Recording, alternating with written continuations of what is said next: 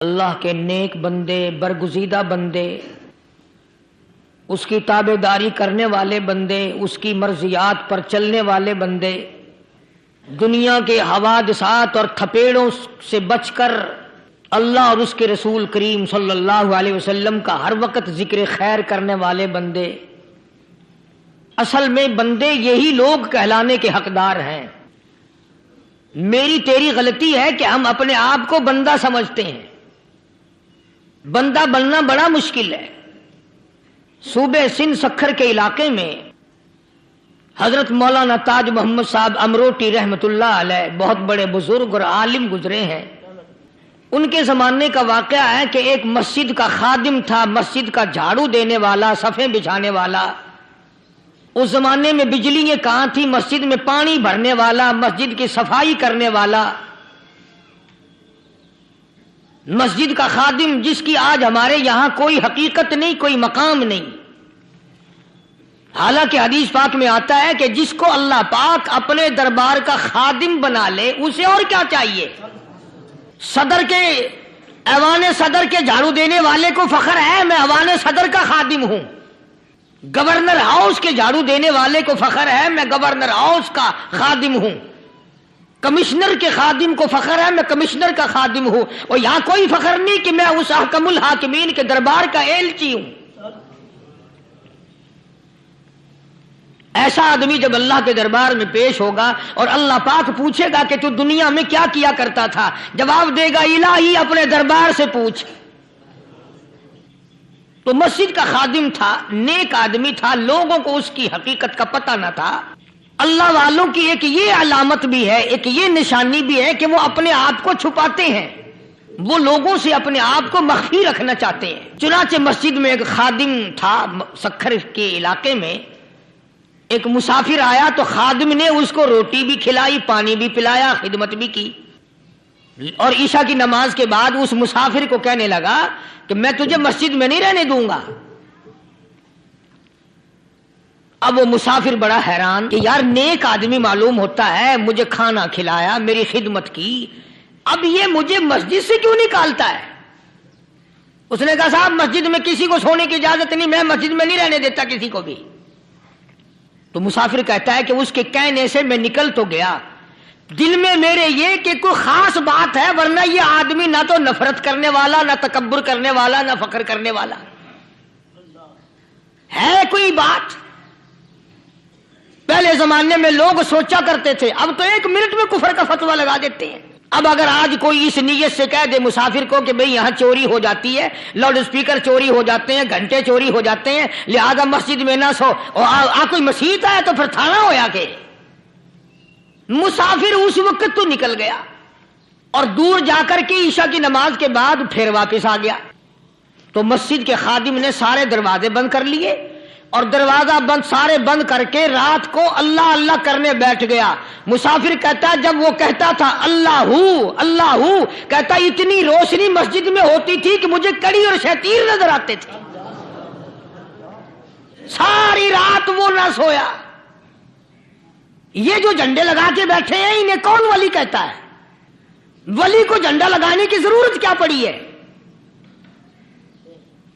صبح ہوئی، اذان سے کچھ دیر پہلے اس مسجد کے خادم نے دروازے کھولے، لوگ آ گئے۔ اب اس مسافر نے تو حال دیکھ لیا تھا۔ صبح کی نماز کے بعد کہنے لگا حضرت جی آپ نے چھپانے کی تو بڑی کوشش کی پر میں نے پھر بھی دیکھ لیا، میرے لیے دعا فرماؤ، میرے لیے کوئی دعا فرماؤ۔ چنانچہ اس اللہ والے نے، اس مسجد کے خادم نے، اس ولی نے اس کے لیے دعا کیا کی؟ اللہ تعالیٰ تجھے انسان بنائے، اللہ پاک تجھے آدمی بنائے۔ اب وہ مسافر کہتا ہے کہ کمال ہو گیا، نہ میری دکان کے لیے دعا کی، نہ میرے مکان کے لیے دعا کی، نہ میرے دولت مند ہونے کی دعا کی، نہ میرے جنت میں جانے کی دعا کی، نہ میرے قبر سے عذاب سے بچنے کی دعا کی۔ یہ بھی کوئی دعا جو اللہ تجھے بندہ بنائے، اب کون سا میں گدھا ہوں؟ یہ بھی کوئی میرے مطلب کی دعا کی ہے؟ وہ اللہ والا سمجھ گیا کہ اس نے میری دعا کی قدر نہیں سمجھی۔ مسجد میں بیٹھے تھے، پاس بازار تھا، اس اللہ والے نے اپنی ٹوپی اتار کر اس مسافر کے سر پہ رکھ دی اور کہا ذرا بازار میں جھانک مار جاتی پائی ہو، ذرا جھانکیو بازار میں۔ جب اس نے نظر ڈالی تو لوگ چل رہے ہیں، کوئی گدھے کی شکل، کوئی کتے کی، کوئی خنزیر کی، کوئی بھیڑیے کی، کوئی چتے کی، کوئی لومڑی کی، کوئی گدڑ کی شکل ہے۔ اچھا وہ مسافر بھی سیانا تھا، اس کو خیال آیا کہ میں اپنے آپ کو تو دیکھوں تو گدڑ نظر آیا۔ پھر اس اللہ والے کی دعا کی قدر ہوئی۔ تو اس پر یہ میں نے ذکر کر دی بات، ایک حکایت اللہ والے کی کہ ہم کوئی بندے ہیں۔ اب آپ لوگوں میں سے شانے آدمی یہ کہتے ہوں گے کہ جی تو نے تو بات بنا دی ممبر پہ بیٹھ کے، آدمی نہیں تو اور ہم کیا ہیں؟ آؤ ذرا قرآن کریم سے پوچھیں۔ فرمایا لہم قلوب لا یفقہون بہا، اللہ پاک جل شانہ فرماتے ہیں جس کا دل قرآن کریم سمجھنے کا عادی نہیں، لہم قلوب لا یفقہون بہا، جس کا دل قرآن سمجھنے کے لیے تیار نہیں، وَلَهُمْ أَعْيُنٌ لَا يُبْصِرُونَ بِهَا، جس کا کان اللہ کا قرآن سننے کے لیے تیار نہیں، أَمْ لَهُمْ آذَانٌ لَا يَسْمَعُونَ بِهَا، ام لہم آذان یسمعون بہا، جس کا کان خدا کا قرآن سننے کو تیار نہیں۔ خدائی فیصلہ سنو، اللہ کے قرآن کا فیصلہ سنو، اللہ کے کلام کا فیصلہ سنو۔ جس کا کان میرا کلام سننے کے لیے تیار نہیں، جس کو میرا قرآن سن کے مزہ نہیں آتا، جس کو میرا کلام سن کے حلاوت نہیں آتی، جس کو میرا کلام سن کے لذت نہیں آتی، جس کی روح تازی نہیں ہوتی، جس کو لطف نہیں آتا، جس کو کیف نہیں آتا، جس کو سرور نہیں آتا، جو میرا قرآن سننے کو تیار نہیں، جو میرا قرآن آنکھوں سے دیکھنے کو تیار نہیں، جو میرا قرآن سننے سمجھنے کے لیے تیار نہیں، آؤ پھر خدائی فیصلہ سنو۔ فرمایا اولئک کالانعام،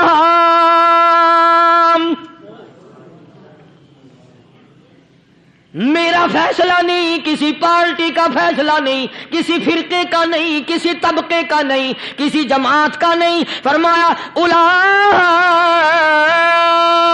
الانعام، پیدا کرنے والا مالک و خالق کہتا ہے مجھے اپنی کبریائی کی قسم یہ سارے جانور ہیں، یہ سارے کے سارے جانور ہیں، یہ درندے ہیں جو ایک دوسرے کو چیر پاڑ کر کھاتے ہیں، یہ درندے ہیں جو ایک دوسرے کا خون پیتے ہیں۔ فرمایا بل ہم اضل، جانوروں سے بھی بدتر۔ جس کے دل میں قرآن سن کر ترس نہیں، جس دل میں رحم نہیں، اپنے سے کمزور دیکھ کر جس کے دل میں شفقت نہیں، مہربانی کا مادہ نہیں، فرمایا وہ کوئی بندہ ہے، وہ تو جانور ہے۔ اور خدا غضب میں آ گیا، فرمایا بل ہم اضل، اس سے بھی بدتر۔ اللہ والے جو ہیں وہ ان خصلتوں کو دور کراتے ہیں، اور وہ آدمی کے مزاج اور دل میں سے ایسی چیزیں نکالتے ہیں جو اس کی بربادی کا ذریعہ بنتا ہے۔ دل کی بیماریوں کا کسی کو فکر نہیں، بخار ہو جائے آپ چڑھ جائے آپ کو پتہ چل جاتا ہے، نزلہ ہو جائے آپ کو پتہ چل جاتا ہے، کھانسی ہو جائے پتہ چل جاتا ہے، دل کی بیماریوں کا کیا پتہ چلے؟ صحابہ اکرام رضوان اللہ تعالی علیہ مجمعین کی جماعت کے اللہ پاک کے محبوب حضرت محمد الرسول اللہ صلی اللہ تعالی علیہ وسلم نے دلوں کی صفائی کی۔ پہلے لوگ جھونپڑیوں میں کچے کوٹھوں میں رہتے تھے، نہ اتنی صفائی تھی نہ اتنی ترقی تھی۔ آج برتنوں کی صفائی دیکھو، کپڑوں کی صفائی دیکھو، مکان کی صفائی دیکھو، رات دن بس اسی دھندے میں لگے ہوئے، سارا دن برتن دھونے سے فرصت نہیں، سارا دن کپڑوں کے بناؤ اور سوار میں فرصت نہیں۔ تو اللہ والے ایسے موقع پر بڑی عجیب بات کہتے ہیں، وہی مجذوب ہے، مجذوب علی رحمت کہتے ہیں بظاہر تو ہر شے میں بے حد صفائی، بظاہر تو ہر شے میں بے حد صفائی، مگر دل میں ہے گندگی انتہائی۔ بظاہر تو ہر شے میں چہرے کی صفائی، بدن کی صفائی، نہ جانے کتنی قسم کا صابن ہے، نہ جانے کتنی قسم کے پاؤڈر ہیں، نہ جانے کتنی قسم کے شیمپو ہیں، نہ جانے کتنی قسم کے کپڑے ہیں، کیا چال ڈھال ہے، کیا نئے نئے ڈیزائن ہے۔ مجذوب کہتا سب کچھ دیکھ لیا، بظاہر تو ہر شے میں بے حد صفائی، مگر دل میں ہے گندگی انتہائی۔ جس یار کی بیٹھک میں بیٹھ کے کھانا کھایا، جس رشتہ دار کی بیٹھک میں بیٹھ کے کھانا کھایا، اسی کی بہن کو دیکھ کر آبرو پہ ڈاکہ ڈالنے کا پروگرام ہے۔ جس دوست کے گھر میں بیٹھ کے کھانا کھایا، اسی دوست کی بیوی کی عزت لوٹنے کا پروگرام ہے۔ پرانے زمانے میں اب بھی دلی جیسے شہر میں اگر دعوت کی جاتی ہے تو وہاں ایک تشتری میں نمک آتا ہے سب سے پہلے۔ عرب میں بھی دستور تھا پرانے زمانے میں، اگر کوئی دعوت کرتا، کوئی تقریب کرتا، سب سے پہلے نمک آتا تھا۔ ایک ایک انگلی ہر شخص نمک چاٹتا تھا۔ کیا مطلب؟ جس نے نمک چاٹ لیا اب وہ نمک حرامی نہیں بنے گا۔ اس گھر میں چوری کرنا، اس گھر کی آبرو کا غلط تصور لانا، اس گھر کے مال میں خیانت کرنا وہ حرام سمجھتا تھا جس گھر کا میں نے نمک چکھ لیا۔ اور مسلمانوں کی بات نہیں، ہندوؤں کی بھی یہ باتیں تھی۔ مولانا محمد علی صاحب جلندری سب قید رحمت اللہ علیہ فرمایا کرتے تھے کہ ایک سکھ تھا بہت بڑا ڈاکو، مسلمان اور ہندو مل کر اس کو ساتھ ملا کر کے لے گئے کہ یہاں اس گاؤں میں اس پنڈ میں ڈاکہ ڈالے۔ سفر کر کے گئے، تکلیف اٹھا کے گئے۔ اس سکھ ڈاکو نے پوچھ لیا کہ یہ کون سا گاؤں ہے کہ یہ فلانا ہے۔ اچھا سارے کے سارے یہ تلاش کرو، یہ سوچ بچار کرو، اپنے پنڈ کی، اپنے علاقے کی، کسی مسلمان کی، کسی ہندو کی، کسی سکھ کی، کسی چوڑے چمار کی اس گاؤں میں لڑکی تو نہیں؟ ہمارے یہاں سے کوئی لڑکی تو شادی ہو کے یہاں نہیں آئی ہوئی؟ ان ساروں میں سے کہنے لگا کہ ہمارے بھنگی کی لڑکی جمعدار کی یہاں آئی ہوئی ہے۔ کہنے لگا واپس چلو، بیٹی بیٹی ہے، چاہے بھنگی کی ہو یا نواب کی ہو۔ ارے کل بیٹی کا ڈولا دیا تھا کہ ڈاکہ ڈالیں گے، شرم نہیں آئے گی؟ آج وہ تصور کہاں چلے گئے؟ اور ہم سب روتے پھرتے ہیں، سکون نہیں، سکون نہیں، اطمینان نہیں۔ ارے اطمینان آئے گا کیسے؟ ہمارے دل بے ایمان ہے، نیتیں خراب ہے، آئے گا کہاں سے؟ صحابہ کرام رضوان اللہ تعالی علیہ مجمعین کی جماعت نے اس قدر اس بات پہ محنت کی اور کوشش کی کہ غلط لقمہ بھی پیٹ کے اندر نہ چلا جائے۔ چنانچہ میں علی الاعلان کہتا ہوں، 1,29,000 صحابہ کرام، کالی کملی والے کے دیوانے اور پروانے، حضور کے یار جانثار، حضور کے ساتھ فاقہ کھانے والے، فاقوں مرنے والے، پتھر کھانے والے، اپنے بچوں کے ٹکڑے ہوتے ہوئے دیکھ کر لا الہ الا اللہ محمد الرسول اللہ کی صدا بلند کرنے والے صحابہ کرام کا یہ حال تھا۔ پیدل سفر کر کے جاتے تھے یہودی عیسائی، شام نکل گئے، فلسطین نکل گئے، ہندوستان آ گئے، 2 سال لگ جاتے تھے، اپنی جوان بیٹیوں کو مسلمانوں کے گھروں میں چھوڑ کے آ جاتے تھے۔ کبھی نگاہ نبوت نے جن کو رنگ دیا تھا، کبھی کسی صحابی پہ ذرہ برابر الزام نہیں لگا۔ ان یہودیوں کا، ان عیسائیوں کا یہ عقیدہ تھا کہ محمد صلی اللہ علیہ وسلم کے جو غلام ہیں، ان کی نگاہ بھی پاک ہے، ان کے دل بھی پاک ہیں، ان کے ارادے بھی پاک ہیں، ان کے ہاتھ بھی پاک ہیں۔ مصر کے گورنر نے، مصر کے جنرل کرنل نے خط لکھا سیدنا فاروق اعظم رضی اللہ تعالی عنہ کی خدمت میں، دور خلافت ہے حضرت فاروق اعظم کا۔ کیا خط لکھا کہ حضور مجھے کافی وقت گزر گیا ہے اور فلاں علاقے میں آپ کے حکم سے ہم نے جانا ہے اور راستہ صرف ایک ہے اور اس راستے میں جال بچھا دیا گیا۔ اب مجھے مشورہ دیں، میں کیا کروں؟ حکم دیں مجھے۔ جال کیا بچھا دیا گیا کہ ہمیں پتہ چل گیا ہے عیسائیوں نے پروگرام بنایا، سینکڑوں لڑکیاں تلاش کر کر کے بڑی خوبصورت حسینہ اکٹھی کی ہیں، ان کو گانے بجانے کی ٹریننگ دی ہے، ان کو اچھی اچھی آوازوں والی لڑکیاں ڈھونڈ کے لائے ہیں، اور انہوں نے یہ پروگرام بنایا کہ جب مسلمانوں کی فوج اس گلی سے گزرے گی ان کوٹھوں کے اوپر چڑھ کے گانا بجانا کریں گے تاکہ ان کے دل میں بدماشی آئے اور ان کا بیڑا غرق ہو۔ کبھی کافر کا یہ عقیدہ تھا کہ مسلمان کا دل بگڑا تو یہ گیا، اس کی نیت میں خرابی آئی اور یہ تباہ ہوا۔ جناب فاروق اعظم رضی اللہ تعالیٰ عنہ نے اسے یہ خط نہیں لکھا کہ تو قرآن پڑھا کر، تو نفل پڑھا کر۔ امیر المومنین خلیفۃ المسلمین سیدنا فاروق اعظم رضی اللہ تعالیٰ عنہ نے اپنے جنرل کرنل کو خط لکھا کہ اس میں لمبی چوڑی فکر کی کوئی بات نہیں، اس میں کوئی پریشانی والی بات نہیں، کوئی سوچ و بچار والی بات نہیں، سارے تیری فوج میں تیری کمان میں مسلمان ہیں، سب کو اکٹھا کر لے، ساروں کو اکٹھا کر کے قرآن کریم کے سورۃ نور کی 2 آیتیں سنا دے۔ یہ بھی نہیں فرمایا کہ سزا سناؤ، اتنے کوڑے لگیں گے، جو خلاف کرے گا یوں قید ہوگی، یہ کورٹ مارشل کر دیا جائے گا، کچھ نہیں۔ جناب فاروق اعظم رضی اللہ تعالیٰ عنہ کی رائے دیکھو، ان کے خیال میں قرآن کریم میں اتنی بڑی طاقت ہے، اتنی بڑی عظمت ہے، اتنی بڑی کرامت ہے، کلام الہی میں اتنا بڑا شرف ہے۔ اعلان کر دیا، فرمایا اپنے کرنل کو ساری فوج کو، لشکر کو اکٹھا کر کے قرآن کریم کی فلاں فلاں آیت سنا دے، اور اس کے بعد بے دھڑک فوج کو، لشکر کو اسی راستے سے گزار کے لے جا، بے دھڑک لے جا۔ ہائے کبھی قرآن کی 2 آیتوں سے کام بن جاتا تھا، اب سارے قرآن سے میرا تیرا کام نہیں بنتا۔ قصور قرآن کا نہیں ہے، یہ میرا تیرا ہے، یہ تو اتنی وفادار کلام ہے، اتنی پاک کلام ہے، خدا کی قسم ہزاروں رجسٹروں کے گتے، ہزاروں چائے کے ڈبے، ہزاروں مٹھائی کے ڈبے، لاکھوں کروڑوں دوائیوں کے ڈبے گندے نالوں پہ، کوڑیوں پہ، روڑیوں پہ پڑے ہیں، اور جس گتے نے قرآن کے ساتھ یاری لگا لی، خدا کی قسم کوئی آدمی بغیر وضو اس گتے کو بھی ہاتھ نہیں لگا سکتا۔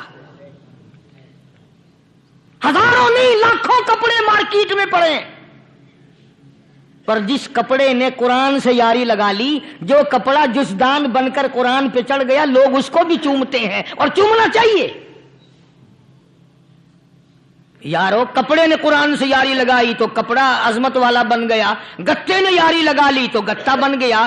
ہزاروں قسم کے کاغذات روزانہ ذلیل ہوتے پھرتے ہیں، جس کاغذ پہ قرآن لکھا گیا وہ عظمت پا گیا، جس سیاہی سے قرآن لکھا گیا وہ سیاہی عظمت والی بن گئی۔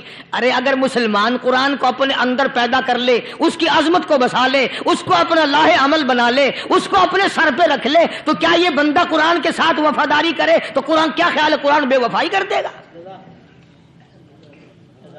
یقین نہیں، یقین اصل بات اعتقاد کی ہے۔ یقین کا تو یہ عالم بنا ہوا ہے کہ اگر کوئی چوری کا معاملہ ہو جائے اور کسی پر شبہ ہو، اگر اسے کہو کہ قرآن اٹھا دے تو دیر نہیں لگائے گا، اور اگر کہے کہ فلانی خانگاہ کا کنڈا مار دے کہ یہ کام میں نہیں کرتا۔ خانگاہ کے کنڈے پہ ایمان ہے، قرآن پہ ایمان نہیں۔ اس پر یقین ہے کہ پیر اندھا کر دے گا، اور یہاں یقین نہیں کہ جس خدا نے پیدا کیا اگر میں نے جھوٹا قرآن اٹھایا تو وہ برباد کر دے گا۔ عجیب عجیب لوگ ہیں۔ چنانچہ مصر کے کرنل نے، مصر کے جنرل نے ساری فوج کو اکٹھا کر لیا۔ اس نے بھی یہ بات تو نہیں کہی کہ فاروق اعظم کو دوبارہ خط لکھتا کہ حضرت یہ تو 2 آیتیں آپ نے لکھی، یہ تو سارا قرآن روز پڑھتے ہیں، پر بنے گا کیا؟ جیسے فاروق اعظم کا یقین تھا، فاروق اعظم کی فوج کے کرنل کا بھی یقین ہے، فاروق اعظم کے فوج کے جنرل کا بھی یقین ہے۔ اس نے ساری فوج کو اکٹھا کیا، لشکر کو جمع کیا، اور اس کے بعد کہنے لگا قل للمؤمنین یغضوا من ابصارکم ویحفظوا فروجہم ذالک ازکی لہم ان اللہ خبیر بما یصنعون۔ او لوگوں، خدا تمہیں کہتا ہے اپنی آنکھوں کی حفاظت کرو، اگر تمہاری نظریں غلط جگہ پڑی اپنی عزت کی حفاظت کرو، اپنی آبرو کی حفاظت کرو، اگر غلط نظریں پڑی غلط استعمال ہوئی، ان اللہ خبیر بما یصنعون، اللہ پاک تمہاری ساتھ ساتھ ہے، وہ ہر چیز کو دیکھتا جائے گا، وہ ہر چیز تمہاری دیکھے گا۔ چنانچہ تاریخ شاہد ہے، ابن حشام نے لکھا ہے، ابن خلدون نے لکھا ہے، اور کئی مورخین نے لکھا ہے کہ جب مسلمان جنرل نے، مسلمان کرنل نے اپنی فوج کو قرآن کی 2 آیتیں سنائی اور اس کے بعد حکم دیا چلو، تمام کا تمام لشکر چل رہا ہے، ادھر ڈھول بجا، دھماکے بجے، گانا شروع ہوا، گانا بجانا شروع ہوا، ساری فوج نکل گئی، سارا لشکر چلا گیا، لڑکیوں نے دیکھا کہ یہ تو ختم ہو گئے، نیچے آواز دے کے کہنے لگی اور جانے والوں یہ ساری فوج کئی اندھوں کی فوج تو نہیں؟ یہ حسن کا نظارہ اور یہ ڈانس اور یہ آواز، ہم ناچ ناچ کے تھک گئی، کوئی سر نہیں اٹھاتا۔ اور آج دیکھ لیں آپ، ہر گھر کے اوپر وہ لگا ہوا ہے ایریل، لعنت کا ایریل لگا ہوا ہے، لعنت کا ایریل۔ حاجیو تم کیا کہتے ہو کہ ہمارے گھر کا اس میں کیا بگڑے گا؟ خدا کی قسم وہ بگڑتا ہے، وہ دیمک لگتی ہے، وہ تباہی پھرتی ہے، تمہیں پتہ بھی نہیں چلتا۔ تم نے کیا سوچ رکھا ہے؟ مسلمان کرنل کے حکم پہ ساری فوج نکل گئی، ناچنے والی گانے والی لڑکیاں عیسائیوں کی حیران ہیں، کیا ہوا؟ لاکھوں کی تعداد میں فوج گزر گئی، کوئی نگاہ اٹھا کے نہیں دیکھتا۔ ایک مسلمان سپاہی گزرتا گزرتا نیچی نظریں کیے کیے کہنے لگا سر کیسے اٹھائے، نگاہ کیسے کوئی اٹھائے گا؟ یہ سارے کے سارے اللہ کا قرآن سن کر آئے ہیں، کیسے کوئی نگاہ اٹھائے گا، کیسے کوئی سر کو اٹھائے گا؟ یہ سارے کے سارے اللہ کا قرآن سن کر آئے ہیں۔ ان کا عمل ہوا نا قرآن پہ، ان کے عمل کا کتنا بڑا اثر پڑا۔ مورخین نے لکھا، ابن حشام لکھتا ہے عیسائی لڑکیوں نے چھلانگیں لگا دی، کوٹھی سے نیچے آ گئی، کہنے لگی او مسلمانوں وہ قرآن ہمیں بھی سنا کے جاؤ جس میں اتنی اسپرٹ ہے، اتنی طاقت ہے، جو حسن کے نظارے سے روک دے، جو گانے بجانے سے روک دے۔ یہ تو آدمی کے دل کا سکون ہے، نہ گانا سنتے ہو نہ حسن کا نظارہ کرتے ہو، جاتے والے یوں نہ جاؤ، ہمیں بھی وہ قرآن سنا کے جاؤ۔ اس قرآن میں کتنی بڑی طاقت ہے، وہ کتنی عظمت ہوگی، اس میں اس کلام میں کتنی برکت ہوگی، جس کلام میں یہ تاثیر ہے کہ وہ ایسی ایسی چیزوں سے روک دیتا ہے۔ چنانچہ ایک مسلمان سپاہی چلتا بھی جاتا ہے اور کہنے لگا وَقُلْ لِلْمُؤْمِنِينَ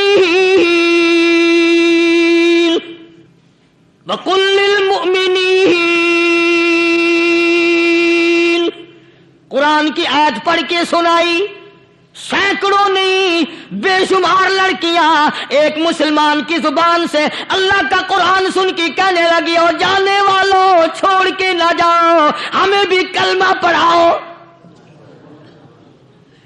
جتنی بھی وہ ناچنے گانے والی تھی تمام کی تمام کلمہ پڑھ کر مسلمان بن گئی، اور مورخین نے لکھا ہے آخری دم تک قرآن کی شیدائی اور دیوانی بن کے گزری ہیں۔ پھر وہ لڑکیاں جو رات دن حسن و جمال کا پیکر بنی رہتی تھی، علماء نے لکھا ہے جب موت آئی ایک ایک کے بدن میں کپڑے لباس میں موت آئی تو 50-50 ٹاٹی لگی ہوئی تھی۔ بظاہر تو آج بھی بڑی جھاڑا پنجی ہے، بڑی صفائی ہے، بڑی دوڑ دھوپ ہے۔ اسی کو مجذوب الاعلان کہتا بظاہر تو ہر شے میں بے حد صفائی، مگر دل میں ہے گندگی انتہائی، کبھی اس کے دھوکے میں آنا نہ بھائی، یہ سب ہے رعائی، یہ بس ہے رعائی، یہ تو چیز ہی کچھ نہیں۔ بڑے بڑے دھندے ہمیں پلٹتے دیکھے، بڑے بڑے نظام بگڑتے دیکھے۔ محمد عربی صلی اللہ تعالی علیہ وسلم کے دربار میں بڑے بڑے لوگ آتے تھے۔ اللہ غنی، نگاہ نبوت نے جس کو رنگ دیا سبحان اللہ، پھر قیمت تو بن گیا، وہ اسلام کی دولت سے پیچھے نہ ہٹا، کوئی پیچھا پھر کے دیکھا ہی نہیں کہ ہم کیا کر رہے ہیں۔ ایک لذت تھی، ایک کیف تھا، ایک سرور تھا صحابہ کرام کو. کہاں سے وہ چیز ہم لائیں؟ کیسے ہم میں وہ چیز پیدا ہوگی؟ جنگ بدر ہوا، بڑی بہترین بات ہے، توجہ لکھ کے لے جاؤ، انشاءاللہ قبروں میں دعائیں دو گے. جنگ بدر ہوا، 70 سے زیادہ کافر پکڑے گئے، مدینے میں پکڑ کے قیدی بنا کر کے لائے گئے. تنگ دستی کا زمانہ ہے، 1 سال نہیں ہوا مسلمان اجڑ کے آئے تھے، مار کھا کے آئے، پریشان ہو کر آئے، دن دولت چھوڑ کر لٹا کر آئے. ان کے پلے کیا تھا؟ شام کا وقت ہوا، مدنی کریم صلی اللہ تعالی علیہ وسلم نے مسجد کے دروازے میں کھڑے ہو کر اعلان فرما دیا، کون ہے، کون ہے جو میرے مہمانوں کو کھانا کھلائے؟ اور وہ مہمان کوئی شہنشاہ نہیں تھے، ہیں بھی کافر، ہیں بھی اسلام کے دشمن، آئے بھی صحابہ کرام کو مارنے، میدان جنگ سے پکڑ کے لائے گئے، جنگی قیدی ہیں. اس نبی کی طرف کبھی منہ کیا کر جس نبی کا تو غلام ہے، امتی بنا پھرتا ہے. فرمایا کون ہے جو میرے مہمانوں کو کھانا کھلائے؟ صحابہ کرام میں سے کسی نے 2 پکڑ لیے، کسی نے 1 کو ساتھ لے لیا. ایک نادار سا غریب سا صحابی ہے، اس نے ساتھ لے لیا ایک مہمان اور گھر لے کے گیا. بیوی کو کہنے لگا کہ کھانا کتنا ہے؟ کہ بس 1 آدمی جوگا ہے، 1 آدمی کی کافی ہوگا. کان میں کہنے لگا اپنی بیوی کے، دستور تھا عرب کا، مہمان اور میزبان اکٹھے کھایا کرتے تھے. اپنی گھر والی کے کان میں کہنے لگا کہ اس کے آگے کھانا رکھ دیں گے مہمان کے، جب یہ کھانا شروع کر دے گا کسی بہانے سے دیوا بجھا دیو، میں یوں ہی منہ کو خالی ہلاتا رہوں گا، یہ کھانا کھا لے گا، پیٹ بھر جائے گا اس کا. چنانچہ کھانا آگے رکھ دیا، جو کچھ بھی تھا. اس نے کھانا شروع کیا کہ جی آپ بھی کھائیں، کہ ہاں ہاں میں بھی کھا رہا ہوں. بس یوں ہی کھانے میں بھی ہاتھ لگائے، منہ کو بھی ہاتھ لگائے اور منہ کو چلائے بھی برابر. بیوی نے چراغ بجھا دیا. یہ عمل تو صحابی کر رہا ہے اپنے گھر میں. ادھر قرآن کریم نازل ہو گیا محمد کریم صلی اللہ علیہ وسلم کی ذات پہ، فرمایا وَيُؤْثِرُونَ عَلَىٰ أَنفُسِهِمْ وَلَوْ كَانَ بِهِمْ خَصَاصَةٌ وَمَن يُوقَ شُحَّ نَفْسِهِ فَأُولَٰئِكَ هُمُ الْمُفْلِحُونَ.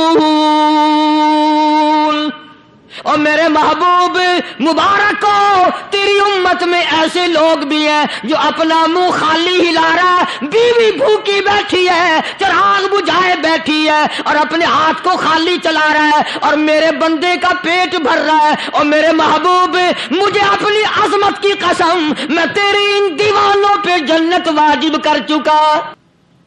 اب حضور صلی اللہ علیہ وسلم نے تو ان کو نہیں سکھایا تھا کہ تو جا کے ایسا کرنا، قدرتی مزاج ایسا بنا دیا تھا. ایک اور موقع آیا مدینے پاک میں، جنگی قیدی اور جگہ سے اسی طرح سے آئے. ایک صحابی ایک اور آدمی کو، جنگی قیدی کو کافر میں گھر لے گیا. بیوی کہنے لگی کہ 1 ہی آدمی کا کھانا ہے بس. انہوں نے کہا اس کو دے دو. وہ کافر جنگی قیدی کہنے لگا جی آپ بھی کھائیں. کہنے لگا بھی بات ہے صاف، 1 آدمی کا کھانا ہے، تو کھانا کھا، میں درخت کے پتے چبا لیتا ہوں. وہ کہنے لگا میں کھاؤں گا پتے.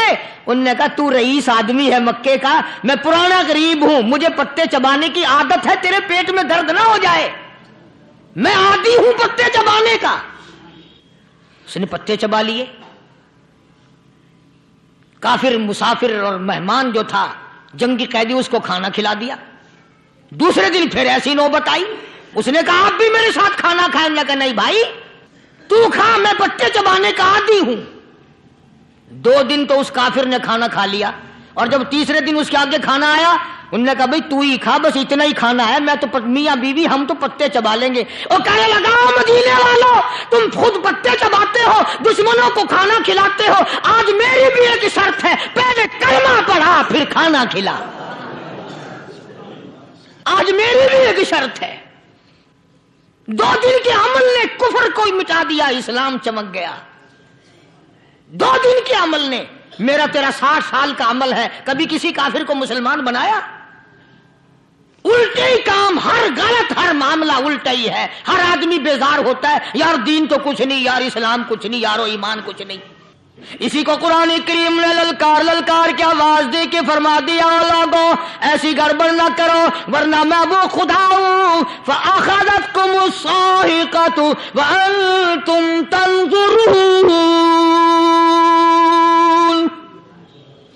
جبریل امین نے ایک چیخ ماری ساری قوم کے جگر پھٹ گئے، میں وہ خدا ہوں لا ترکضوا وارجعوا إلى ما أترفتم فيه ومساكنكم لعلكم تسألون۔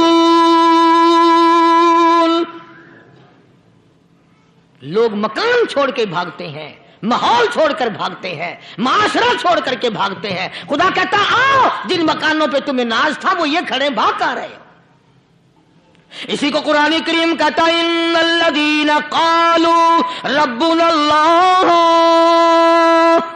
ثم استقاموا، وہ آدمی جس نے لا الہ الا اللہ محمد الرسول اللہ صلی اللہ علیہ وسلم پڑھا، اللہ کی توحید کا اقرار کر لیا، او میرے مالک تیرے سوا میرا کوئی مشکل کشا نہیں، حاجت روا نہیں، میرے دل کے بھید کو جاننے والا نہیں، میری بگڑی بنانے والا کوئی نہیں، اجڑوں کو بسانے والا کوئی نہیں، کھیتی کو آباد کرنے والا کوئی نہیں، ایک دانے سے سینکڑوں دانے بنانے والا تیرے سوا کوئی نہیں۔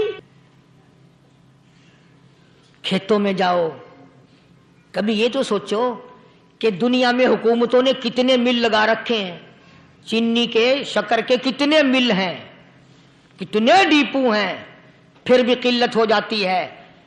اور یہ اللہ میاں نے کتنا میٹھا کیلے میں، سنترے میں، مالٹے میں، انگور میں، سیب میں، کبھی یہ بھی سنا کہ اللہ میاں کا شوگر مل فلاں علاقے میں لگا ہوا ہے؟ کبھی یہ تو دیکھو کہ یہ قدرت کاملہ کے سوا اور کون پیدا کر رہا ہے؟ فرمایا جس نے اللہ کی توحید کا اقرار کر لیا، محمد عربی صلی اللہ علیہ وسلم کی ختم نبوت کا اقرار کر لیا، خدا کے بعد خدا کوئی نہیں، مصطفیٰ کے بعد نبی کوئی نہیں، پھر قرآن نے شرط لگائی ثم استقاموا، پھر اس پر جمع رہے، ڈٹا رہے، یوں نہیں کہ کبھی ادھر لڑک گیا کبھی ادھر لڑک گیا۔ لوگ تو بدل جاتے ہیں، لوگوں کا کیا ہے؟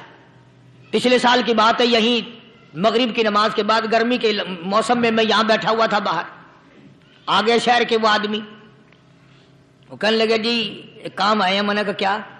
کہ 25,000 روپے چوری ہو گیا ہمارا، بتاؤ ہمیں۔ میں نے کہا بھی مجھے کیا پتا؟ انہوں نے کہا نہیں سارا شہر کہتا ہے کہ قاری نہیں بتا دیتا ہے۔ میں نے کہا اچھا یہ یوں نہیں جانے کا؟ میں نے کہا پھر آدھے لوں گا۔ 25,000 گم ہوئے ہیں نا، 12.5 میرے 12.5 تمہارے۔ کہنے دیکھو نا جی بال بچے چھوٹے چھوٹے غریب بچے ہیں جن کے وہ پیسے ہیں۔ میں نے کہا اچھا میں بادشاہ لگا ہوا ہوں؟ انہوں نے کہا جی سودا مہنگا۔ میں نے کہا پھر کہیں اور چلے جاؤ۔ جتنا میں نے سمجھایا نہیں ماننا کہ اگر ہمیں یوں پتہ چل جائے مولویوں کو ولیوں کو تو پھر یہ لاکھوں کروڑوں پولیس والے رکھنے کی ضرورت ہے بھلا؟ اتنی بڑی فوج کا رکھ کر کیا کریں گے ہم؟ اربوں روپیہ فوج کا خرچہ ہے، 2 ولی، ایک ولی کو اس بارڈر پہ بٹھا دیں گے، ایک ولی کو اس بارڈر پہ بٹھا دیں گے، پھر ہم بڑھانا دیں گے اولیاء کرام رجمت۔ ذہنیت ماری گئی، سمجھ نہیں پاتے، دین کے قریب نہیں آتے لوگ، سمجھتے نہیں۔ فرمایا ثم استقاموا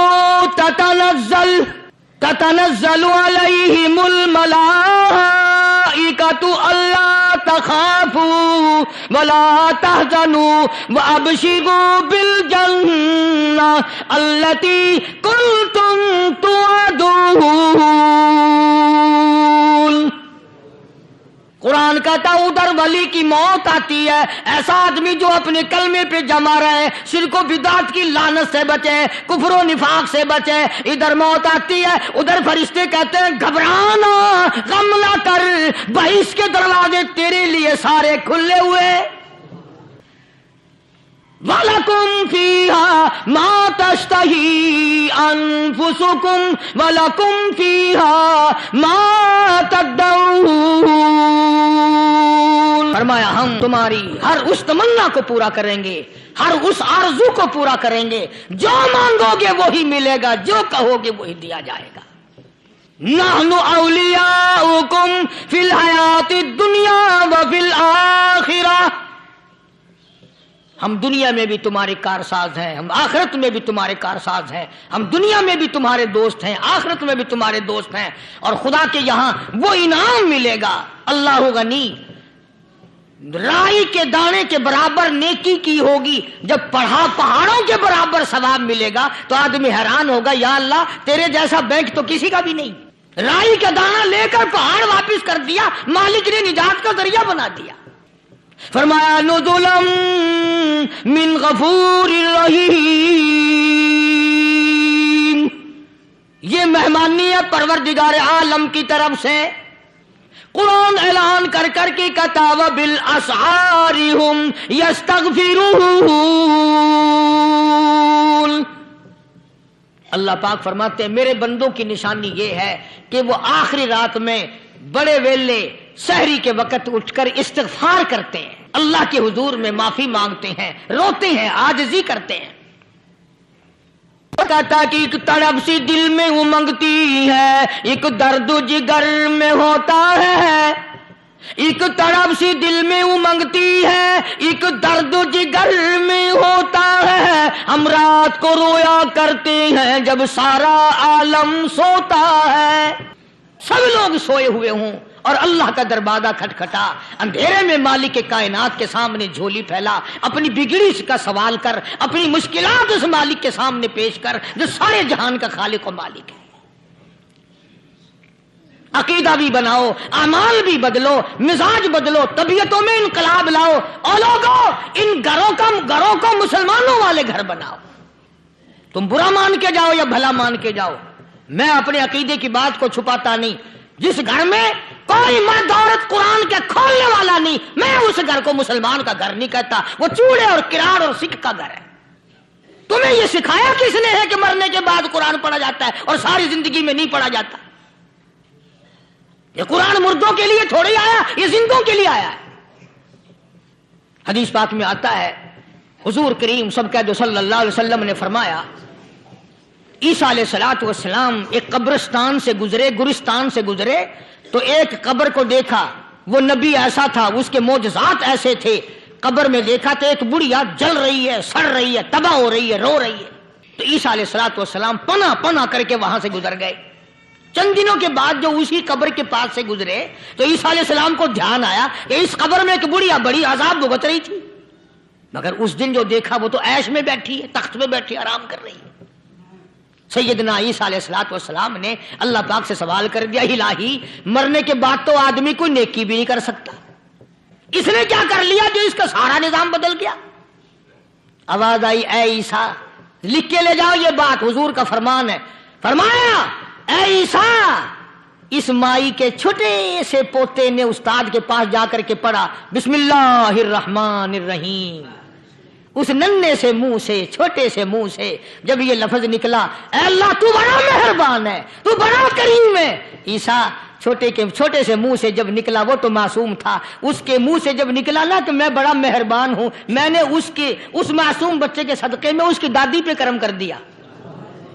اس کے نام میں بڑی برکتیں ہیں، اللہ کا نام لینے میں بڑی برکتیں ہیں۔ گڑ میں مٹھاس ہے، اللہ کے نام میں مٹھاس نہیں۔ ٹافیوں میں مٹھاس ہے، اللہ کے نام میں مٹھاس نہیں۔ تم نے چکھ کے نہیں دیکھا، اگر تم چکھ لو، خدا کی قسم دنیا کی کوئی چیز اچھی نہ لگے اللہ کے نام کے مقابلے میں۔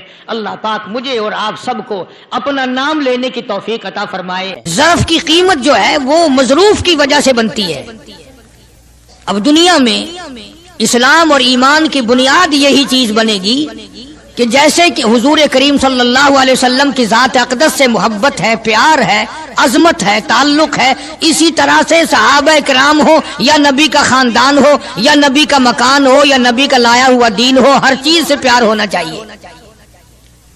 یہ نہیں کہ حضور کریم صلی اللہ علیہ وسلم کی ذات اقدس سے تو محبت ہو، پیار ہو، تعلق ہو اور آپ کے نظام سے نفرت ہو، پھر مسلمانی نہیں۔ خاندان نبوت سے بھی پیار کرنا پڑے گا اور ہونا چاہیے۔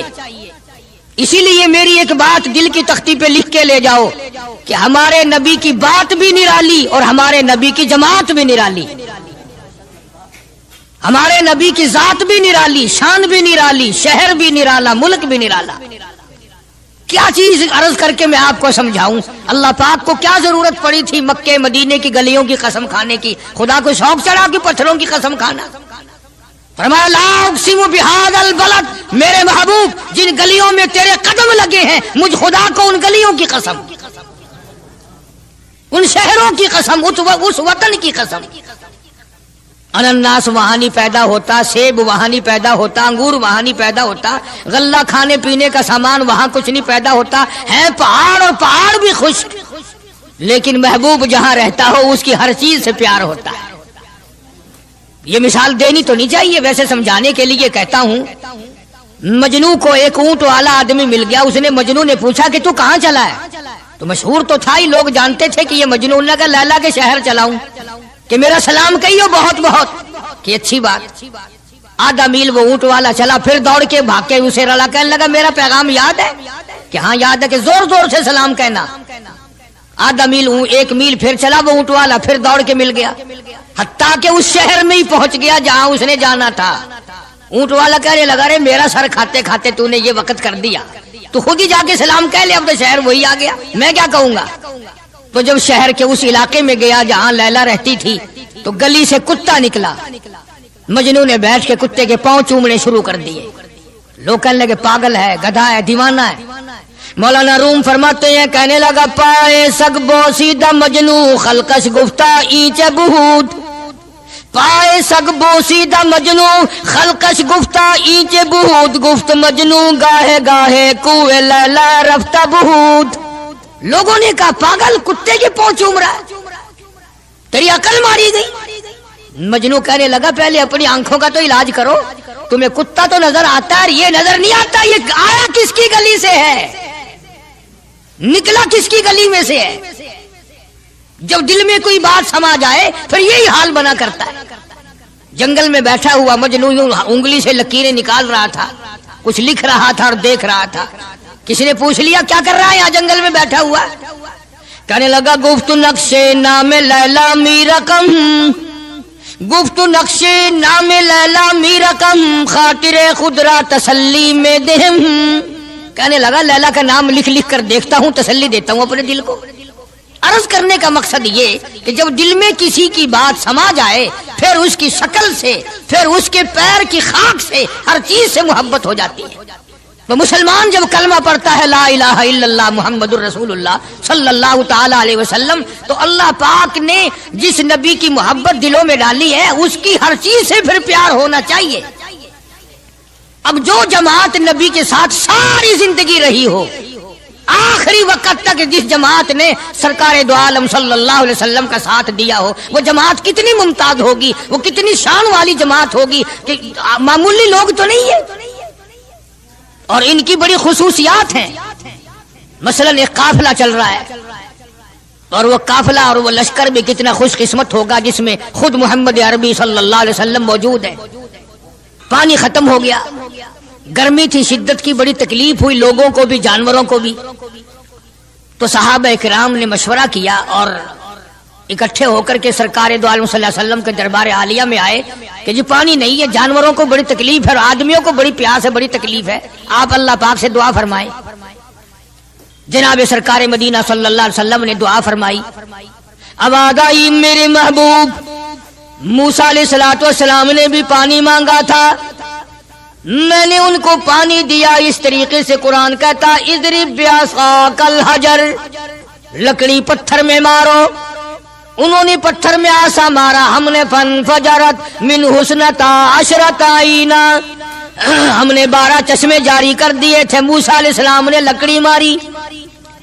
او میرے نبی، آج میں اگر آپ سے بھی لکڑی لگواؤں، اسی طرح سے آپ کو بھی لکڑ پتھر میں مارنی پڑے، پھر کلیم میں اور حبیب میں کیا فرق ہوگا؟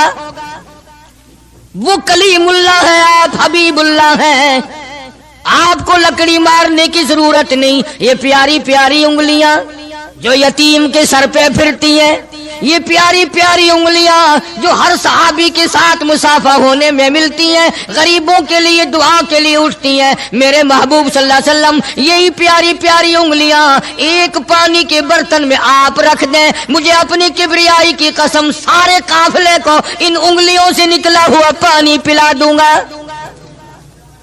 چنانچہ آپ صلی اللہ علیہ وسلم نے ایک برتن میں انگلیاں رکھ دی، سارے جانوروں نے پانی پی لیا، سارے صحابہ کرام نے پانی پی لیا۔ اب میں نے عرض کر دیا ایک واقعہ اور آپ نے سن لیا، لیکن تہ کو آپ نہیں پہنچے، اصل تو میں بھی نہیں پہنچ سکتا، میرا ادراک اتنا کہاں کہ پیغمبر کی باتوں کو میں 100% سمجھ سکوں، نہیں سمجھے۔ ارے پانی اور چیز ہے، دنیا سوڈے پیتی ہے، شربت پیتی ہے، جوس پیتے ہیں، طرح طرح کی چائے پیتے ہیں، دودھ پیتے ہیں، طرح طرح کے ملکوں کا پانی پیتے ہیں، سب جگہ ہر چیز پی ہوگی، ہزاروں مشروبات پیے ہوں گے، ہزاروں شربت پیے ہوں گے، ہزاروں قسم کے سکیش پیے ہوں گے، پر خدا کی قسم ابو بکر اور بلال اس جماعت کے جوان ہیں جنہوں نے حضور کی انگلیوں سے نکلا ہوا پانی پیا۔ یہ سعادت ہر ایک کو کیسے مل سکتی ہے؟ انہی لوگوں کو اللہ تبارک و تعالیٰ نے یہ مقام بخشا تھا کہ خداوند عالم نے ان کو اتنی بڑی عظمتیں عطا فرمائی۔ اور میں تو یہ کہا کرتا ہوں کہ صحابہ کرام کی نمازوں کو بھی ایک طرف رکھو، روزوں کو بھی ایک طرف رکھو، جہاد کو ایک طرف رکھو، ان کی فاقہ اور ان کا پیاسا مرنا اللہ کے راہ میں، ان ساری چیزوں کو ایک طرف رکھو۔ یہ بات ان کی کوئی کمی ہے کہ آنکھ بلال کی ہو اور امام الانبیاء کا چہرہ انور ہو؟ ہم تو ان لوگوں میں سے ہیں۔ ہمارے یہاں دارالعلوم دیوبند میں خزانے میں ایک چیز محفوظ ہے، 150 سال سے، 150-200 سال سے ایک چیز موجود ہے۔ سال بھر میں کبھی خاص موقع پر اس کا دیدار کرایا جاتا ہے، زیارت کرائی جاتی ہے۔ یہ میں صفائی نہیں دے رہا، کئی لوگ کہتے ہوں گے جی دیوبندیوں کی صفائی دیتا ہے، بلکہ میں اپنا عقیدہ اور اپنے بزرگوں کا پروگرام بتاتا ہوں کہ ایسے تھے لوگ۔ دارالعلوم دیوبند کے خزانے میں ایک رومال ہے، وہ رومال وہ ہے جس رومال میں تقریباً 200 برس محمد عربی صلی اللہ علیہ وسلم کا استعمال کردہ پہنا ہوا جبہ مبارک لپٹا رہا۔ یعنی یہ رومال حضور صلی اللہ علیہ وسلم کا استعمال کردہ نہیں، آپ ان کے ہاتھ نے، آپ کے چہرے انور نے یا آپ کے بدن مبارک کے کسی حصے نے اس رومال کو استعمال نہیں کیا، اور نہ کوئی غلط بیانی ہوئی، بلکہ یہ ثابت ہے کہ اس رومال میں حضور صلی اللہ علیہ وسلم کا جبہ مبارک جو تھا وہ 200 برس تک لپٹا رہا۔ حضرت مولانا محمد قاسم صاحب نانوتوی رحمت اللہ علیہ نے اس رومال کو سونے کی ڈبیا میں رکھا ہوا ہے، اور اس رومال کی سارے اللہ والے زیارت کرتے ہیں کہ یہ سرکار مدینہ صلی اللہ علیہ وسلم کے کپڑے کو لگا ہے، خود آپ کے جسم کو بھی نہیں، آپ کے کپڑے کو لگا ہے۔ جو لوگ حضور کے کپڑے کو لگے ہوئے کپڑے کی بھی عزت کرتے ہو، ان کے اندر حضور کی محبت کتنی ہوگی؟ وہ سونے کی ڈبیا میں موجود ہے، اور کبھی کبھی اس کا خاص موقع پر اہتمام کے ساتھ اس کی زیارت کرائی جاتی ہے۔ نام پتہ بتانے کی مجھے اجازت نہیں ہے۔ یہاں پاکستان میں ایک جگہ ہے، وہاں پر حضور کریم صلی اللہ علیہ وسلم کی ریش مبارک، آپ کی داڑھی مبارک کا ایک بال سونے کی ڈبیا کے اندر اور ڈبیا اور پھر اس میں بڑا کچھ عطر وغیرہ اس میں وہ سنبھال کے رکھا ہوا ہے، اور ایک بال مبارک میں سے 2-3 شاخیں اور نکلی ہوئی ہیں۔ میں یہ عرض کر رہا تھا کہ جو لوگ آپ کے نالین مبارک کی بھی عزت کرتے ہوں، ان کے خود اپنے دلوں میں کتنی محبت اور عظمت ہوگی۔ حدیث پاک کی ایک کتاب ہے جامع ترمذی، عربی مدارس میں پڑھائی جاتی ہے۔ اس کتاب میں سرکار مدینہ صلی اللہ علیہ وسلم کا حلیہ نقشہ موجود ہے۔ تمہارے دل میں تو کبھی یہ محبت بھی نہ اٹھی کہ کم سے کم ہم کبھی کتابوں میں حالات میں سنے تو صحیح، آپ کی شکل مبارک کس طرح کی تھی، رنگ مبارک کیسا تھا، انگلیاں مبارک کیسی تھی، چہرہ انور کیسا تھا، کتابوں میں سب کچھ موجود ہے۔ تم عادی بن گئے دوڑے سننے کے، غلط باتیں سننے کے، اصل بات رہی گئی۔ تو میں بتانا یہ چاہتا ہوں کہ جامع ترمذی کتاب جو ہے حدیث پاک کی، اس میں آپ صلی اللہ علیہ وسلم کی چپل مبارک کا نقشہ ہے، آپ کی نالین مبارک کا نقشہ ہے، یعنی سرکار دو عالم صلی اللہ علیہ وسلم کی جوتی مبارک کا نقشہ ہے۔ اب وہ ہے اس زمانے کی بالکل سادہ چپل ہے، پہاڑی قسم کی. تو میرے بزرگوں کا اور میرے اکابر کا، علماء دیوبند کا یہ عقیدہ ہے کہ اگر کوئی آنکھوں سے وہ نقشہ دیکھ لے، توجہ کرنا، اور دل میں یہ خیال لائے ہیں یہ بھی کوئی جتی ہے، باٹا والے اتنی اچھی بناتے ہیں، سروس والوں کی اتنی چپلیں اچھی ہیں، فلانے ملک کی اتنی اچھی ہیں، امریکہ میں یوں بنتی ہیں، ہمارے یہاں کمپنیاں یوں بناتی ہے، یہ تو کوئی خاص چپل نہیں. ہمارے بزرگوں نے لکھا ہے جس کے دل میں اتنی سی بات آئی ایمان چلا گیا، ایمان نہیں رہے گا، اس لیے کہ اس ذات کی نالین مبارک کی عزت بھی فرض ہے. آئی بات سمجھ میں؟ یعنی کس قدر عظمت ہے، کس قدر محبت ہے، اور کس قدر تعلق ہے محمد عربی صلی اللہ علیہ وسلم کی ذات سے ان لوگوں کو. مولانا رشید احمد صاحب گنگوہی رحمت اللہ علیہ رمضان المبارک میں مدینے پاک سے مرید کھجوریں لا کے دے دیتے، تو آپ مریدین کو کھجوریں تقسیم فرماتے اور فرماتے گٹھلیاں مجھے واپس کر دو، کھجوریں کھا کر گٹھلیاں واپس دے دو. حضرت کیا کرتے؟ ان گٹھلیوں کو اکٹھا کر کے ہاون دستے میں کوٹ کر صفوف بنا کر رکھ لیتے، اور رمضان شریف میں جس پانی سے روزہ افطار کرتے وہ گٹھلیوں والا صفوف اس میں ملا کر پیتے کہ یہ میرے آقا کے شہر کی گٹھلیاں ہیں. کتنی بڑی عزت ہے. اس زمانے میں بجلیاں نہیں ہوتی تھی، چراغ جلتے تھے حضور کریم صلی اللہ علیہ وسلم کے گنبد خضرا پہ، جہاں ہر وقت اللہ کی رحمتیں برستی ہیں. اللہ ہر ایک کو زیارت نصیب فرمائے. 24 گھنٹے فرشتے سلام پڑھ رہے ہیں، صلات پڑھ رہے ہیں، درود پاک پڑھ رہے ہیں، چاروں طرف سے رحمت ہی رحمت برس رہی ہے. تو زیتون تیل جلتا تھا، کسی مرید نے حضرت کو لا کے وہ چراغ کا بچا ہوا تیل، ایک تو زیتون ویسے بکبکا ہوتا ہے، زیتون کا تیل کوئی ذائقے دار نہیں ہوتا، ویسے ہی بکبکا، اور پھر اس چراغ کا بچا ہوا جو جل چکا ہو اور بھی زیادہ بدبودار ہو جاتا ہے. لیکن مولانا رشید احمد گنگوہی رحمت اللہ علیہ کو جب کسی نے لا کے دیا تو حضرت نے وہ بچا ہوا چراغ کا تیل کھڑے ہو کے پیا. تو کسی نے پوچھا حضرت یہ کیوں؟ فرمایا تجھے کیا معلوم ہے یہ اس چراغ کا بچا ہوا تیل ہے جو کالی کملی والے صلی اللہ علیہ وسلم کے روضہ اقدس پہ جل رہا تھا. مولانا محمد قاسم صاحب نانوتوی رحمت اللہ علیہ کو کسی نے مدینے پاک سے رومال لا کے دیا، آپ اس کو چومنے لگے، آنکھوں سے لگانے لگے. تو کسی نے کہا حضرت کیا چوم رہے ہو؟ یہ تو اٹلی کا بنا ہوا رومال ہے، مدینے میں رومال تھوڑے ہی بنتے ہیں، یہ تو اٹلی کا فلاں ملک کا بنا ہوا، جرمن کا بنا ہوا رومال ہے، آپ چوم رہے ہیں اس کو؟ یہ مدینے میں تھوڑی فیکٹری کو رومالوں کی کارخانہ ہے. فرمایا نہیں ٹھیک ہے مجھے بھی پتا ہے بنایا جرمن والوں نے ہے، بنا اٹلی میں ہے، لیکن یہ بات تو دیکھ میں تو اس لیے چوم رہا ہوں کہ مدینے کی ہوا اس کو لگی ہے، مدینہ منورہ کی اس کو ہوا لگ گئی ہے، اس لیے میں محبت میں چوم رہا ہوں. عرض کرنے کا مقصد یہ کہ ان لوگوں کے دلوں میں پیار ہوتا ہے تو پیار کے اظہار کے طریقے ہوتے ہیں، محبت کبھی نہیں چھپی رہا کرتی.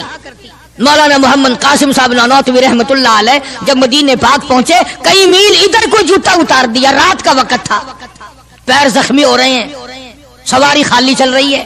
کسی نے عرض کیا حضرت سواری پہ سوار ہو جاؤ، پاؤں زخمی ہو رہے ہیں. فرمایا مدینہ میرے آقا کا شہر ہے، سواری پہ چڑھ کر داخل ہوتے ہوئے مدینے پاک میں شرم آتی ہے، مدینے جیسے شہر میں سواری پہ چڑھ کر داخل ہوں.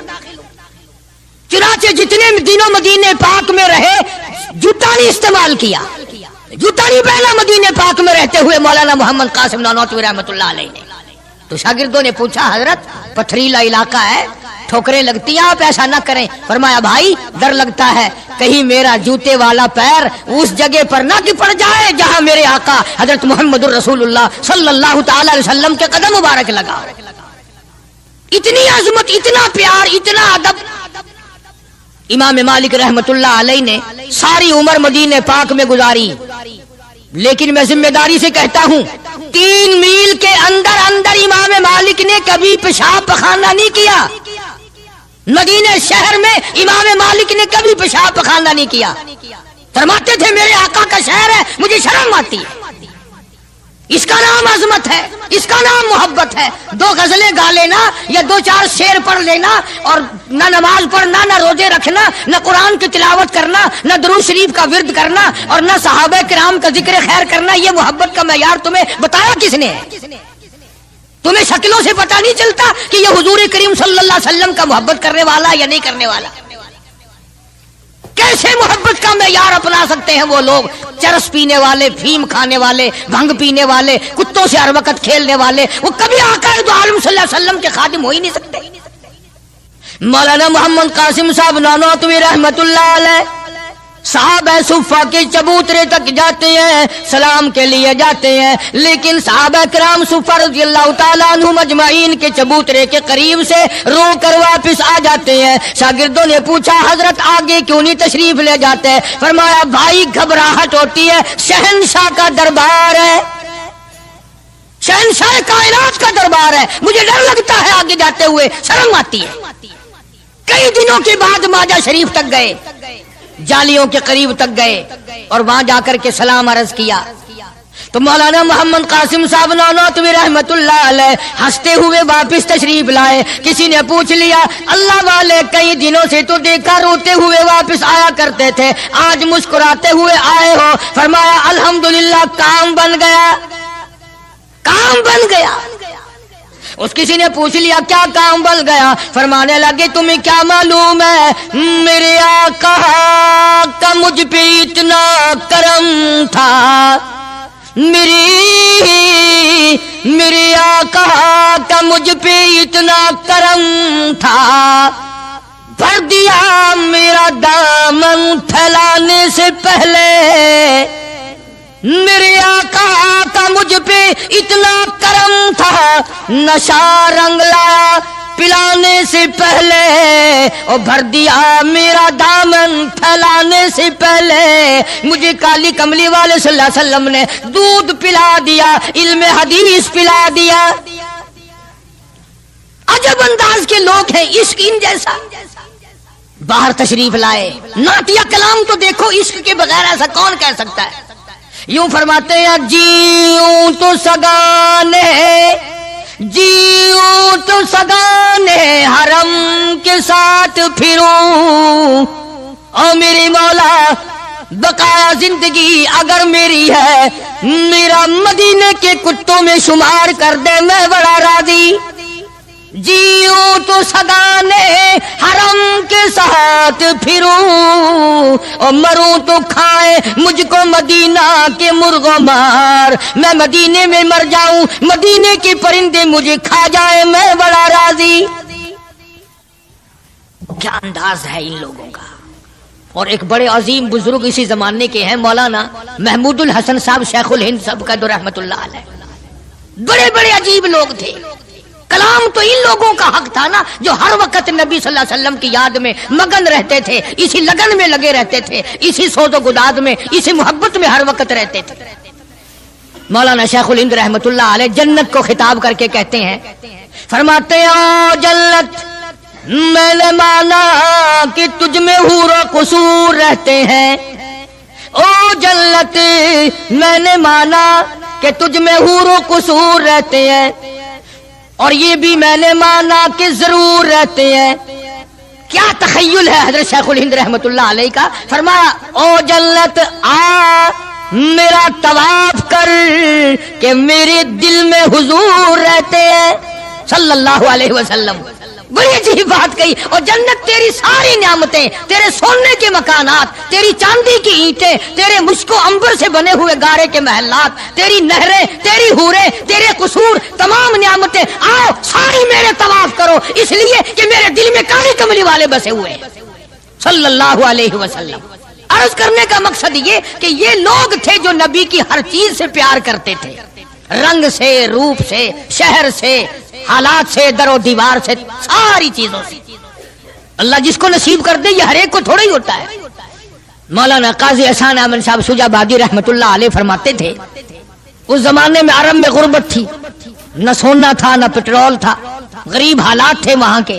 فرماتے ہم نے کھانا کھایا اور کھانا کھا کر ہم نے ایک ہڈی چوس کر پھینکی تو ایک عربی ایک دیہاتی کا بچہ کھڑا ہوا تھا، وہ اس ہڈی کو اٹھا کر چوسنے لگا۔ ہم نے دیکھ لیا، ہمیں ترس آیا، ہم نے اس بچے کو اپنے پاس بلایا، چھوٹا سا معصوم بچہ ہے، اور اسے کھانا کھلایا، اور کھانا کھلایا، پانی پلایا، کچھ پیسے بھی دیے اس کو کہ بھی کسی غریب کا بچہ ہے جو ہڈی پھینکی ہوئی اٹھا کے چوس رہا تھا۔ اس کے بعد ہم نے اس بچے سے کہا یا ایھا الصبی کہ او بچے ہمارے ساتھ ہمارے ملک چل، تجھے کھلاویں گے بھی، پلاویں گے بھی، کپڑے بھی دیں گے، تیری شادی بھی کریں گے، تجھے سب کچھ دیں گے، مکان بھی دیں گے، سب انتظام کریں گے تیرا۔ انہوں نے کہا سب کچھ کرو گے کہ ہاں سب کچھ دیں گے، ساری چیزیں مجھے کھلایا پلایا کرو گے کہ سب کچھ کھلایا پلایا کریں گے، کپڑے بھی خوب دو گے کہ ہاں کپڑے بھی خوب دیں گے، مکان بھی دو گے کہ ہاں مکان بھی دے دیں گے۔ اللہ اکبر۔ معصوم بچہ گنبد خضرا کی طرف اشارہ کر کے کہنے لگا کیا تمہارے ملک میں یہ بھی ہے؟ تمہارے ملک میں یہ بھی ہے؟ ایسا فرماتے تھے میری چیخ نکل گئی کہ اور سب کچھ ہے یہ نہیں۔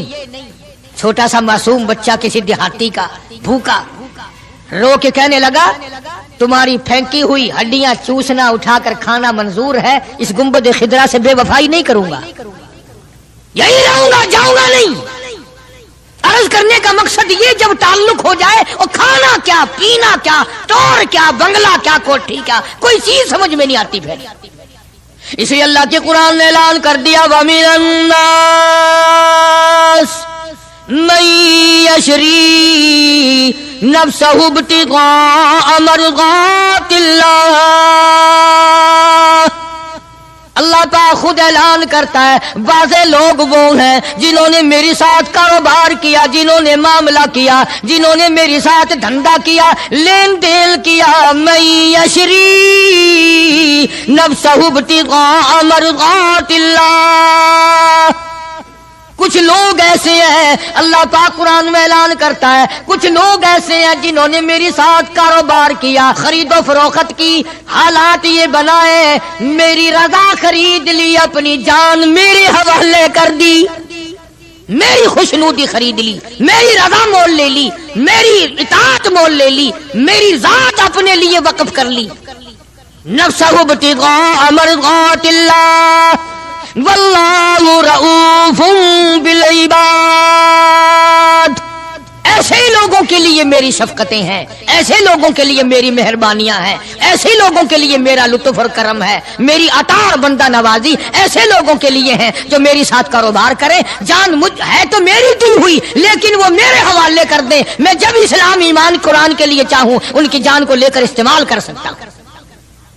اور آگے قرآن کریم نے جو بات فرمائی وہ بڑی عجیب ہے، فرمایا یا ایھا الذین آمنوا ادخلوا فی السلم کافہ۔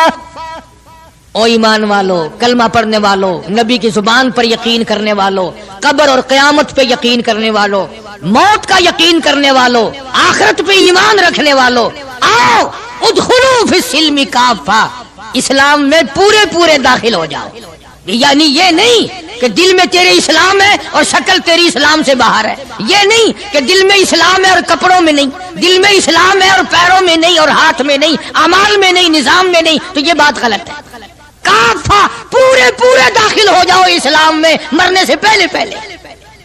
یہ نہیں ہے کہ دل میں تو محبت رکھو حضور کریم صلی اللہ علیہ وسلم کی اور تعلق، اور ویسے رکھو جی انگریز بہت اچھے ہیں جی، کیا کہنا انگریزوں کا، یہودی بہت اچھے ہیں، بہت اچھے ہیں، دنیا میں بڑے ترقی یافتہ ہیں، جی یہودیوں کی ریس کون کر سکتا ہے؟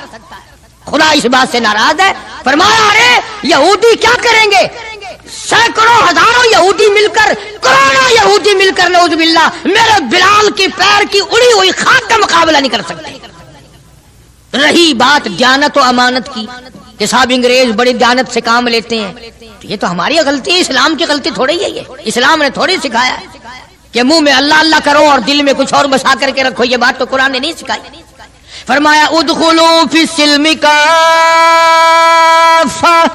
اسلام میں پورے پورے آ جاؤ، سر سے لے کر پیروں تک اسلام کو نافذ کرو، اپنے گھروں کو مسلمان والا گھر بناؤ، اپنے کاروباری ادارے کو، دکان کو اسلام والی بناؤ، یہ نہیں کہ بازار اور چیز ہے قرآن اور چیز ہے۔ یہ بات اجازت نہیں دیتا اسلام کہ مسجد میں آ کر کے نماز پڑھنا، اللہ اللہ کرنا اور دکان پہ بیٹھ کے ٹھگی مارنا، فریب کرنا، جھوٹ بولنا، قطعاً اجازت نہیں دیتا اسلام۔ ہر میدان کے لیے اسلام پکڑتا ہے، اس کی غلامی کرتے ہوئے چلنا پڑے گا، اگر اس کی غلامی نہ ہوئی تو بات بگڑے گی، اور یعنی اصل تو یہی بگڑے گی، یعنی بگڑے گی تو آگے جا کر کے بگڑے گی، اور ہزاروں کی بگڑتی دیکھی، دنیا ہی میں ہزاروں کی بگڑتی دیکھی۔ اس لیے مجذوب نے بڑا بر وقت ٹوکا، اور مجذوب بڑا جھنجھوڑتا ہے، کہتا ہے کہ تجھے کیا معلوم ہے، یہ تو آخری وقت میں جا کر کے پتہ چلے گا کمائی کیا کرتا رہا۔ فرمایا دو دل کی زندگی پہ نہ اتنا اچھل کے چل، دو دل کی زندگی پہ نہ اتنا اچھل کے چل، یہ راستہ ہی چل چلاؤ کا ہے ذرا سنبھل کے چل۔ جوانی سب پہ آئی ہے، ہر ایک نے جوانی کو گزار دیا۔ نوجوانوں فخر نہ کرو، آج اگر تم مسجد میں نہیں آتے تو تمہارا کیا خیال ہے؟ تم نہیں آتے بلکہ وہ رب العالمین تمہیں اپنے دروازے پہ آنے نہیں دیتا۔ تم اس قابل نہیں کہ خدا کے دربار میں آ کے سر جھکاؤ۔ ساری چیزیں ہم محمد عربی صلی اللہ علیہ وسلم کی جتنی ہیں، خاندان سے بھی پیار کرنا پڑے گا اور آپ کے در و دیوار سے بھی، اور ہر چیز سے محبت کرنی پڑے گی۔ اکابر کا یہی طریقہ رہا ہے۔ شیخ العرب والعجم حضرت مولانا سید حسین احمد صاحب مدنی رحمت اللہ علیہ دیوبند شہر میں اپنے آستانے پہ بیٹھے ہیں۔ بمبئی کا ایک سیٹھ آدمی مرید ہونے کے لیے آیا سفر کر کے، اور سلام کر کے واپس ہونے لگا تو کسی نے، یہ حضرت نے پوچھ لیا بھی کیا بات ہے؟ کہا جی میں بمبئی سے مولانا مدنی کا مرید ہونے کے لیے آیا تھا۔ انہوں نے کہا پھر؟ کہ میرا تو دل بگڑ گیا۔ اس نے کہا کیوں؟ کہ اس لیے کہ مولوی صاحب کی گود میں بلی بیٹھی ہے، بلی سے کھیل رہے ہیں مولوی صاحب، کبھی اس کو پیار کرتے ہیں، کبھی اس کو ادھر بٹھاتے ہیں، کبھی اس کو کھلاتے ہیں، کبھی کھلاتے ہیں۔ یہ چھتر ہے جو بلیوں سے کھیل رہا ہے، بلیوں میں لگا ہوا ہے۔ تعریف سنی تھی۔ اللہ اکبر۔ شیخ مدنی رحمت اللہ علیہ نے فرمایا تجھے یہ معلوم ہونا چاہیے میں اس سال یہ بلی بھی مدینے سے لایا ہوں، میں اس لیے اس سے محبت کرتا ہوں، میں اس کو وہیں سے لایا ہوں، اور اس کے پیر مسجد نبوی میں لگے ہوئے ہیں۔ تو ہر آدمی ان چیزوں کے اندر غور نہیں کر سکتا، نہ سمجھ سکتا ہے۔ اسی طرح سے خدا کے قرآن سے بڑا پیار ہونا چاہیے کہ یہ اللہ کا کلام ہے اور محمد عربی صلی اللہ علیہ وسلم کا ساری زندگی کا تلاوت کردہ کلام ہے۔ میں بات کر رہا تھا صحابہ کرام کی کہ اللہ پاک نے ان کو اتنی عظمتیں عطا فرمائی کہ یہ نبی کے ساتھ ہو کر کے بھوکے رہے، پیاسے رہے، تنگ دستیاں اٹھائیں، فاقہ مستی گزاری، پریشانیاں جھیلی، لیکن ایک دن بھی اپنے نبی کو شکوے کا موقع نہیں دیا۔ آج کون ایسا کر سکتا ہے؟ کس کی مجال ہے کہ ان لوگوں کی ریس کرے؟ یوں لکھا کتابوں میں کہ ایک آدمی کے گھر بکرے کی سری آئی، کسی نے ہدیہ بھیجا دوست نے، انہوں نے کہا بھائی ہم نے تو شام بھی روٹی کھائی پکائی تھی، اس برابر والے گھر میں کل سے دھواں نہیں نکلا، ان کے یہاں پہنچا دو۔ انہوں نے ان کے یہاں پہنچا دی برابر والے گھر میں۔ برابر والے کہتے ہیں ہم نے تو کل صبح کھائی تھی، ہم تو کل صبح کے کھائے ہوئے ہی ہیں، 2 وقت کا فاقہ گزرا، اس برابر والے گھر میں پرسوں سے دھواں نہیں نکلا۔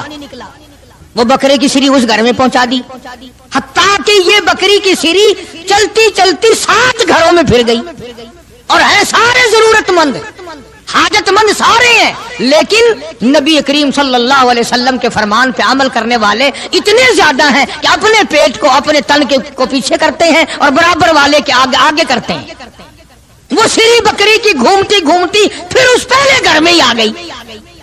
ارے اس سے بڑھ کر ان لوگوں کی مثال کون قائم کرے گا کہ جنگ میں ایک صحابی زخمی ہے اور بڑا زیادہ زخم کھائے ہوئے پڑا ہے، اور کسی کے ہاتھ اطلاع بھیجی کہ میرے بھائی کو کہنا اگر میری زندگی تک آ سکے جلدی مجھے 2 گھونٹ پانی کا پلا جائے، بڑی سخت پیاس لگی ہے۔ اطلاع ملنے پر وہ پانی لے کے دوڑا، اور یہ پیاسا ہے، آخری وقت ہے، پانی کے لیے پانی پیالے میں ڈالا۔ برابر میں بھی ایک اور آدمی زخمی پڑا تھا، صحابی ہے حضور کریم صلی اللہ علیہ وسلم کا، اس نے بھی آواز دے دی بھئی اپنا بھی آخری وقت ہے بھائی، اگر 2 گھونٹ زیادہ ہو تو ہمیں بھی دے دینا، ہم بھی اپنا حلق گیلا کر لیں گے۔ وہ پہلے والا کہتا ہے جس نے منگوایا تھا، انہوں نے کہا میرا اللہ مالک ہے پہلے اس کو پلا، میرا اللہ مالک ہے پہلے اس کو پلا۔ جب اس کے پاس گیا تو تیسرے نے آواز دے دی بھئی 2-4 قطرے بقایا ہو تو ہمیں بھی دے دینا بھائی۔ اس نے دوسرے کی طرف اشارہ کر دیا کہ پہلے اس کو پلا، تیسرے کی طرف گیا تو چوتھے نے آواز دے دی، اور جب چوتھے تک پہنچا وہ اللہ کے یہاں جا چکا تھا۔ خدا کی قسم یہ واقعات بنائے کسی نے نہیں، ارے محبت تو اس کو کہتے ہیں۔ چاروں کے چاروں حوض کوثر پہ تو پہنچ گئے مگر پانی کسی نے نہ پیا۔ کون ان لوگوں کی ریس کرے گا؟ کر ہی نہیں سکتا۔ نگاہ نبوت نے ان کو خدا جانے کہاں پہنچا دیا تھا۔ آج میرے تیرے دل میں یہ کس طرح سے برتری آئے دوسرے کی، ہمارے ہاتھ لگ جائے ایک مرتبہ کچھ پھر دیکھو تماشا۔ جب تک نہ ہاتھ لگے، تم بھی حاجی ہو میں بھی غازی ہوں، اس وقت تک سارے مسئلے بھی کرتے ہیں، اور ہاتھ لگ جائے پھر دیکھو کتنی گڑبڑ کرتے ہیں۔ اس لیے میں عرض کر رہا تھا کہ یہ لوگ سارے جہان میں نرالے ہیں، ممتاز شان ہے صحابہ کرام رضوان اللہ تعالی علیہم اجمعین کی جماعت کی، جن کو تعلیم نبی نے دی ہو، جن کی تربیت نبی کریم صلی اللہ علیہ وسلم نے کی ہو، اور جن کا پیر امام الانبیاء ہو، جن کا پیر کالی کملی والا ہو، جن کے بچوں کے حلقوں میں تحنیک یعنی گھٹی حضور کریم صلی اللہ علیہ وسلم نے دی ہو، اور جن کے گھروں میں حضور خود تشریف لاتے ہوں۔ کیا کہنا ان لوگوں کا؟ سیدہ ام ہانی رضی اللہ تعالی عنہا، یہ بیت اللہ شریف میں جدھر اذان ہوتی ہے پیچھے کر کے جگہ نا جہاں زیادہ بیٹھ کر لوگ قرآن کریم پڑھتے ہیں، یہ مکان ہے سیدہ ام ہانی رضی اللہ تعالی عنہا کا۔ حضور کریم صلی اللہ علیہ وسلم یہاں دوپہر کے وقت آرام فرمایا کرتے تھے، تو گرمی تھی، پکھا بھی جلتی، اور جہاں پسینے کا قطرہ دیکھتی انگلی سے لے کر اپنی شیشی میں بند کر لیتی۔ صحابہ کی جماعت وہ نرالی جماعت ہے جنہوں نے نبی کے پسینے کی بھی حفاظت کی ہے۔ تو سیدہ ام ہانی میرے آقا محمد عربی صلی اللہ علیہ وسلم کے پسینے مبارک کو عطر کی جگہ استعمال کرتی تھی۔ عرض کرنے کا مقصد یہ کہ ہم لوگ آخر یہ باتیں صرف سنتے ہی رہیں گے؟ کب اپنی شکل بدلو گے؟ کب اپنا لباس بدلو گے؟ کب اپنے گھر کا حال بدلو گے؟ اور بگڑتا جا رہا ہے، دن بہ دن اور بگڑتا جا رہا ہے۔ مجھے ڈر ہے اس بات کا، جب میرا تیرا گھر سے جنازہ اٹھے شاید گھر میں کوئی کلمہ پڑھنے والا بھی ہوگا کہ نہیں۔ بڑا مشکل مسئلہ بن گیا۔ بچوں کو ہم کلمہ نہیں سکھاتے، ہمارے بچے جو ہیں وہ دین نہیں سیکھتے۔ اور تجربہ کر کے دیکھ لو، اسکول میں بچوں کو بھیجو نا، خود بخود دوڑے دوڑے جاتے ہیں، نہاتے ہیں، دھوتے ہیں، تختی اٹھاتے ہیں، بستہ چار کرتے ہیں بچے۔ تو قرآن کریم کے درس میں بچے کو داخل کرو، گھسیٹ کے لانا پڑتا، بچہ ہٹتا ہی نہیں، گھسیٹ کے لانا پڑتا ہے، کھینچ کھینچ کے لاؤ، ڈنڈے مار مار کے پڑھاؤ بڑے مشکل سے۔ اس کی وجہ آپ نے کبھی سوچی ہے کہ قرآن کریم کے مدرسے میں پھانسی کھانا تو لگا ہوا نہیں نا؟ شیطان تنگ کرتا ہے۔ انہوں نے کہا اگر بچے کو کلمہ آ گیا تو یہ اپنے باپ کے جنازے کو اٹھاتے وقت اگر کلمہ پڑھ لے گا، کہیں اس کے کلمے کی وجہ سے باپ کی بخشش نہ ہو جائے۔ اگر اس بچی نے 3 مرتبہ قل ہو اللہ شریف پڑھ کر اپنے باپ کی روح کو بخش دیا، کہیں اس کے باپ کی بخشش نہ ہو جائے۔ زور لگاتا ہے پورا شیطان، شیطان زور لگاتا ہے اور ہم زور نہیں لگاتے۔ ہم ادھر زور لگا رہے ہیں، او جی اگر قرآن پڑھے گا تو کیا بنے گا؟ نہ پٹواری بنے، نہ تحصیلدار بنے، نہ تھانے دار بنے، ملا بنے گا۔ اور میں یہ کہتا ہوں تو پٹواری بھی بنا، تھانے دار بھی بنا، تحصیلدار بھی بنا، مجھے اس سے کوئی انکار نہیں، نہ مجھے ساڑ ہے، نہ حسد ہے، نہ جلن ہے، لیکن یہ بھی یاد رکھنا کہ قرآن اور کلمے کے بغیر بھی تیرا گزارا نہیں ہوگا۔ اگر تیرے بچوں کا گزارا دنیا میں تعلیم کے بغیر، انگریزی تعلیم کے بغیر نہیں، تو میری بات بھی پکا کے لے جا، قبر میں قرآن اور کلمے کے بغیر تیرا بھی گزارا نہیں۔ ارشاد فرمایا مدنی کریم صلی اللہ تعالی علیہ وسلم نے، جو میری ذات پہ 1 مرتبہ درود پاک پڑھے گا، اللہ پاک اس کے 10 درجے بلند کر دیتا ہے، 10 گناہ معاف کر دیتا ہے، 10 نیکیاں نام اعمال میں درج ہو جاتی ہیں۔ اور ارشاد فرمایا مدنی کریم صلی اللہ علیہ وسلم نے، علامہ سخاوی لکھتے ہیں، اور لوگوں جو مجھ پہ کثرت سے درود پاک پڑھتا رہے گا، اسی حالت میں موت آ جائے، قبر کے اندر کیڑے اس کی میت کو نہیں کھائیں گے۔ ارشاد فرمایا مدنی کریم صلی اللہ تعالی علیہ وسلم نے، جو آدمی کثرت سے مجھ پہ درود پاک پڑھتا رہے گا، قیامت کے دن اس کے منہ سے کستوری کی خوشبو آئے گی۔ مدنی کریم صلی اللہ تعالی علیہ وسلم کے سامنے ایک لڑکی کو لائے، عرض کرنے لگی کالی کملی والے، میں آپ کی بہن ہوں، میں آپ کی ہمشیرہ ہوں۔ آپ صلی اللہ تعالی علیہ وسلم نے فرمایا میرا بھائی کوئی نہیں، میری بہن کوئی نہیں، میرے ابا میرے والدی، میں اپنی اماں کے پیٹ میں تھا کہ دنیا سے رخصت ہو گئے، یتیم پیدا ہوا، میرا بھائی بہن کوئی نہیں۔ عرض کرنے لگی کالی کملی والے دودھ شریک بہن ہوں، جب آپ سیدہ حلیمہ کے یہاں دودھ پیا کرتے تھے میں آپ کو دودھ کھلایا کرتی تھی، میں آپ کی ہمشیرہ ہوں، آپ کی بہن ہوں، میں سفارش کرنے آئی ہوں اپنے قبیلہ بنو سعد کی، ان تمام کو آزاد کر دیجئے۔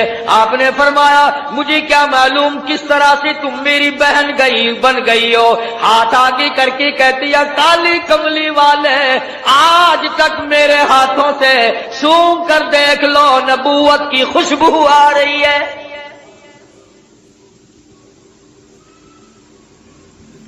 میں گود میں کھلایا کرتی تھی، میں آپ کو سنبھالا کرتی تھی، آج تک میرے ہاتھوں سے نبوت کی خوشبو آتی جاتی ہے۔ اور ایک اور نشانی آپ کو دکھا دوں، اس میں نشان موجود ہے، آپ میری گود میں تھے، بڑی تھوڑی سی عمر تھی، میں نے شرک کی بات کوئی زبان سے نکالی، آپ نے میرے کندھے میں چک مار دیا، مجھ نبی کو گود میں لے کر شرک کی بات کیسے کر سکتی ہو؟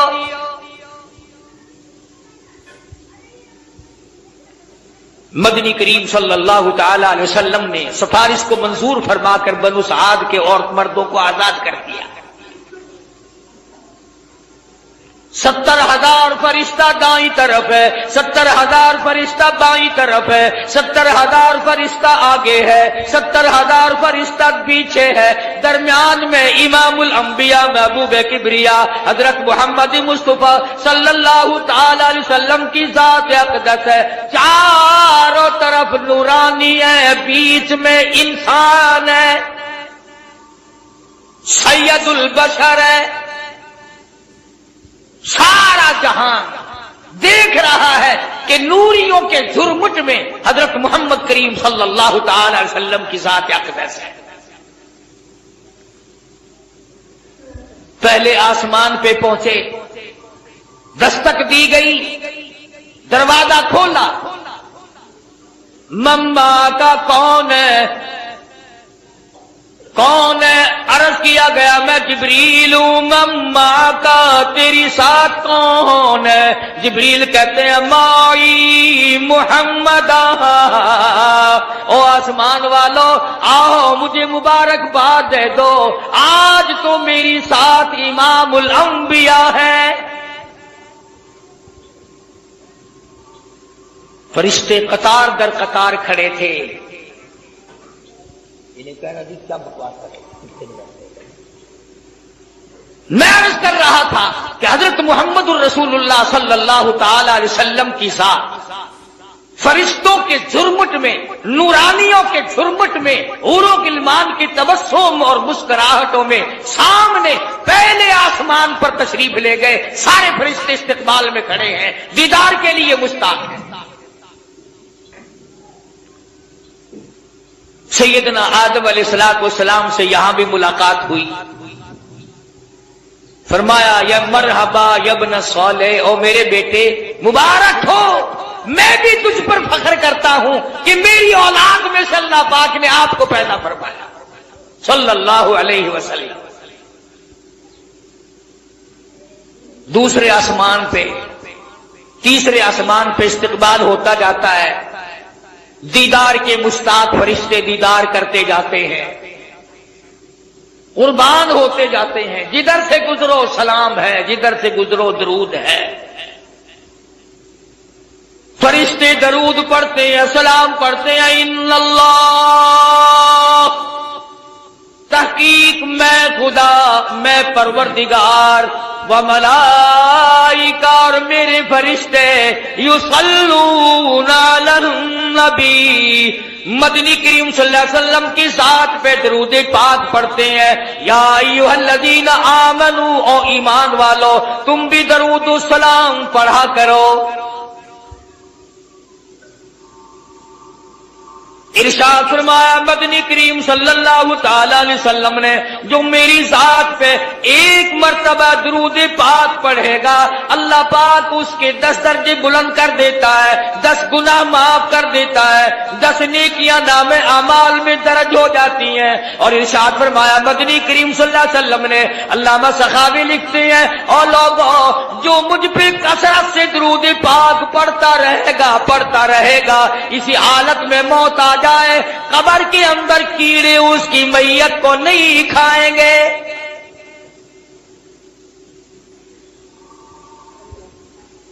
ارشاد فرمایا مدنی کریم صلی اللہ تعالی علیہ وسلم نے، جو آدمی کثرت سے مجھ پہ درود پاک پڑھتا رہے گا قیامت کے دن اس کے منہ سے کستوری کی خوشبو آئے گی۔ اہل محشر کہیں گے الہی یہ کون ہے جس کے منہ سے اتنی خوشبو ہے کہ میدان محشر مہک رہا، سارا حشر کا میدان معطر ہے، یہ کون ہے؟ جواب ملے گا تم گیت گایا کرتے تھے، یہ کالی کملی والے کی ذات پہ درود پاک پڑھا کرتے تھے، تم خرافات بکا کرتے تھے، تم بکواس کیا کرتے تھے، یہ اپنے محبوب حضرت محمد الرسول اللہ صلی اللہ تعالی علیہ وسلم کی ذات اقدس پہ اس قدر درود شریف پڑھا کرتے تھے کہ رات کو سو جاتے تھے، اٹھتے وقت بھی چلتے پھرتے بھی درود پاک پڑھا کرتے تھے۔ میں خدا نے آج درود شریف کی برکت سے ان کے منہ میں کستوری کی خوشبو رکھ دی۔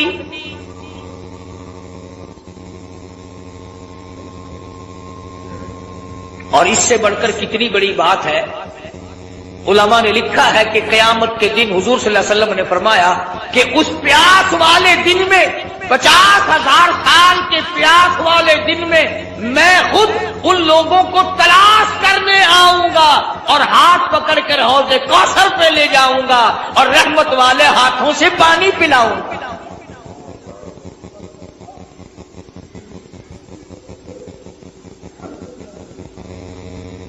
مقدر ہمارے ماڑے، کتنا ہی بتاؤ کتنا ہی سمجھاؤ، اس طرف مرد عورتوں نے لگنا ہی نہیں۔ بچوں سے بکواس کرتے سو جائیں گے، کاروباری باتیں کرتے کرتے یوں منہ پھاڑ کر سو جائیں گے، یوں ہی سو جاتے ہیں اور یوں ہی ہم لوگ مر جاتے ہیں۔ کیا کمال تھا ان حضرات کا! سیدنا امیر معاویہ رضی اللہ تعالیٰ عنہ جیسا جلیل القدر صحابی، سیدہ ام حبیبہ رضی اللہ تعالیٰ عنہ کا سگا بھائی ابو سفیان کا لگتے جگر،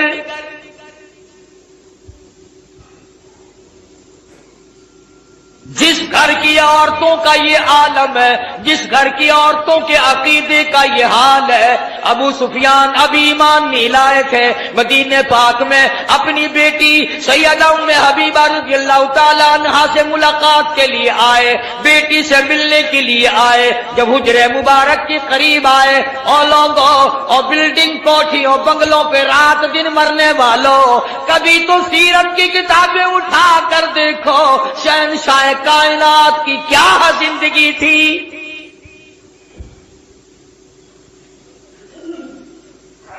دروازے پہ ابو سفیان کو باپ کو دیکھا ہے، دوڑ کر وہ بستر لپیٹ کے رکھ دیا، جس بستر پہ امام الانبیاء محبوب کبریا حضرت محمد مصطفیٰ صلی اللہ تعالی علیہ وسلم آرام فرمایا کرتے تھے۔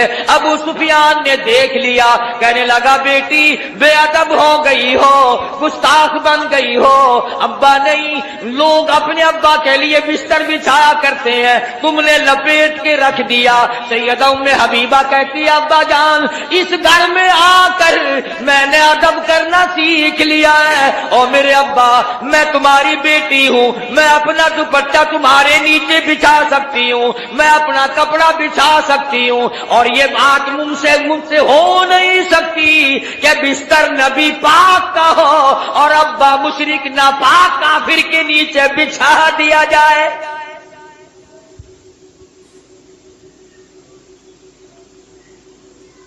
جس گھر کی عورتوں کا یہ عقیدہ ہو، مردوں کا کیا حال ہوگا؟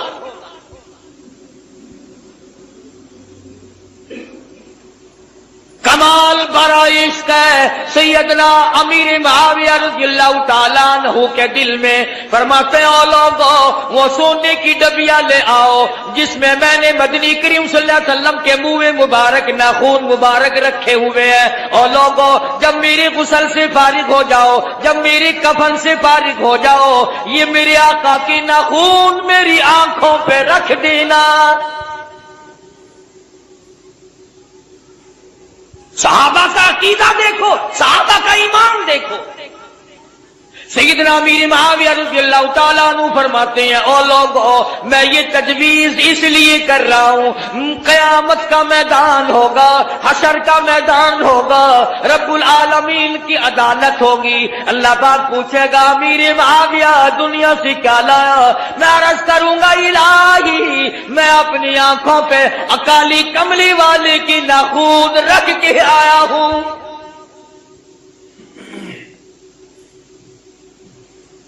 और हमारे उलमाए देवबंद के अकीदे के बारे में कई लोग शक डाल दिया करते हैं, ओ मियां तो को पता नहीं ये उत्तू इतू मनेंदर विचू नहीं मनेंदे।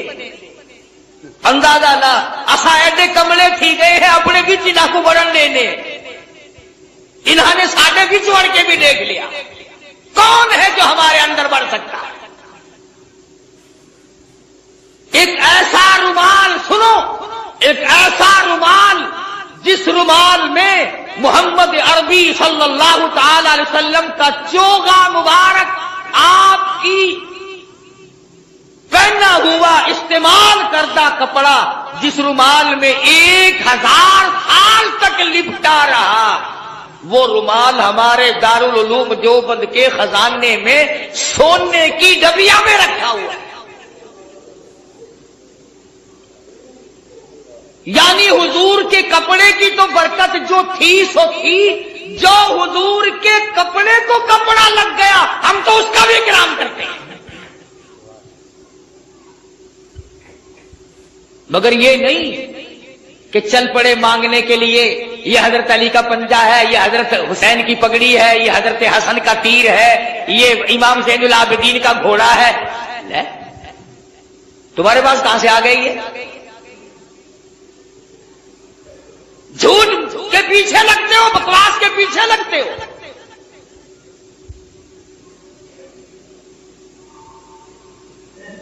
सारी चीजों में शक किया जा सकता है, क्या सबूत है कि ये काली कमरी वाले सल्लल्लाहु अलैहि वसल्लम का है या नहीं? ईमानदारी से बताओ, मस्जिद में बैठे हो, वुजू के साथ बैठे हो, ये अलहम्द से लेकर वन्नास तक सारे कुरान में शुबो है कि ये अल्लाह का कलाम शायद है या नहीं? अल्लाह पाक ने नाजिल फरमाया, जिब्रील अमीन लेकर आए, मदनी करीम सल्लल्लाहु अलैहि वसल्लम पे नाजिल हुआ। हुजूर सल्लल्लाहु अलैहि वसल्लम ने 23 बरस तक रात दिन इस कुरान पाक की तिलावत की।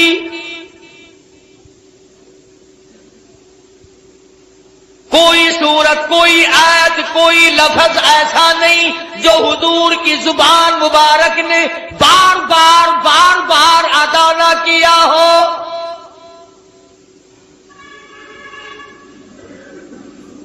फर्ज नमाजों में हुजूर ने यही कुरान पढ़ा, तहज्जुद की नमाजों में पढ़ा, अवाबीन की नमाजों में पढ़ा, बैठ के तिलावत फरमाई, खड़े होकर तिलावत फरमाई, रात को तिलावत फरमाई, दिन को तिलावत फरमाई। अम्मन हुआ क़ानितुन आना अल-लैल।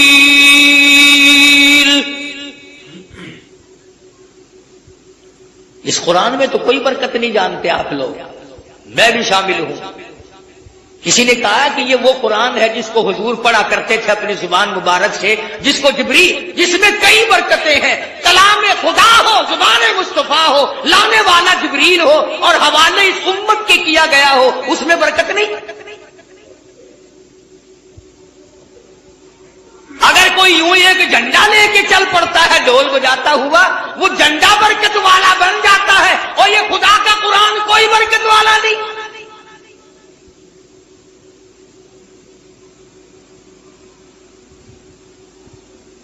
आज ही सुबह किताब में पढ़ रहे थे कि एक आयत कुरान की सीखना 100 نفلوں سے بہتر ہے، ایک دین کا مسئلہ سیکھنا 1000 رکعت نفلوں سے بہتر ہے۔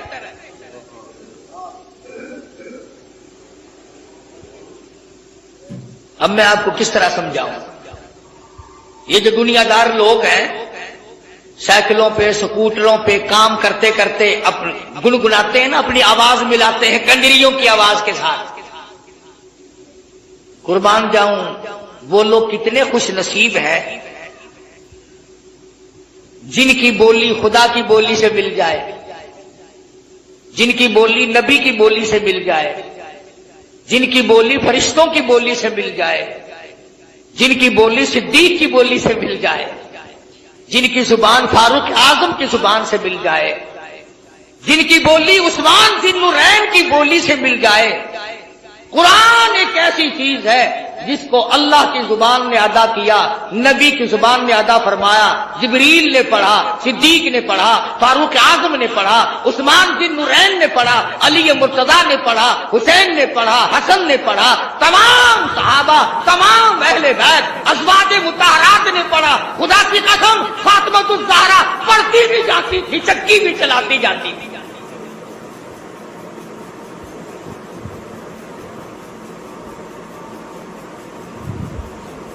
سیدہ رقیہ رضی اللہ تعالیٰ عنہا کی بولی سے اگر بولی ملانی ہو قرآن پڑھو، سیدہ زینب رضی اللہ تعالیٰ عنہا کی بولی سے بولی ملانی ہو قرآن کریم پڑھو، سیدہ خدیجہ، سیدہ عائشہ صدیقہ، سیدہ حفصہ، ام حبیبہ، ام سلمہ، سیدہ میمونہ جویریہ، تمام ازواج مطہرات، نبی کی 6 پھوپھیوں کی 7 بولی ملانی ہو تو قرآن پڑھو۔ 1,29,000 صحابہ سے اگر بولی ملانی ہو تو قرآن پڑھو۔ علامہ سید عبد القادر جیلانی سے اپنی بولی ملانی ہو تو قرآن پڑھو۔ اس پر اعتقاد نہیں جمتا۔ یہ بات میں نے اس لیے ذرا لمبی کی، اگلی بات سمجھانا چاہتا ہوں۔ جب چھٹے آسمان پہ گئے، تشریف لے گئے، تو حضور صلی اللہ علیہ وسلم فرماتے ہیں میں نے ایک درخت دیکھا جس کے نیچے ایک بوڑھے بزرگ چھوٹے چھوٹے بچوں کو قرآن کریم پڑھا رہے ہیں، چھوٹے چھوٹے بچوں کو قرآن کریم پڑھا رہے ہیں ایک بزرگ آسمانوں پہ۔ حضور صلی اللہ علیہ وسلم فرماتے ہیں میں نے پوچھا یہ کون ہے اور یہ یہاں مدرسہ کیسا ہے؟ یہ چھٹے آسمان پہ مدرسہ کیسا؟ یہ جواب ملا کالی کملی والے، بعض بچے نے ایک سپارہ پڑھا موت آ گئی، 10 سپارے قرآن کریم کی پڑھے موت آ گئی، 20 سپارے قرآن کریم کی پڑھے موت آ گئی۔ والدین کا پورا قرآن کریم پڑھانے کا پروگرام تھا، استاد کا پورا کرانے کا پروگرام تھا، بچے کا دل پورا قرآن کریم پڑھنے کے لیے تھا، موت نے وقت نہ دیا۔ اللہ پاک نے فرما دیا اور میرے محبوب کی امتیوں کے بچوں آؤ، تم نے قرآن کریم پڑھنا شروع فرض پہ کیا تھا، آؤ اس کو مکمل اور ختم عرض پہ کر لو۔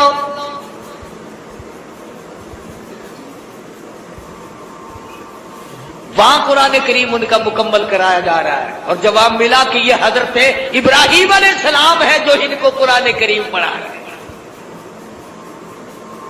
کتنے خوش نصیب ہیں وہ لوگ جن کے بچے آسمانوں میں قرآن کریم پڑھ رہے ہوں گے۔ خدا کی قسم ان کی قبریں کیسے ٹھنڈی نہ ہو جائے۔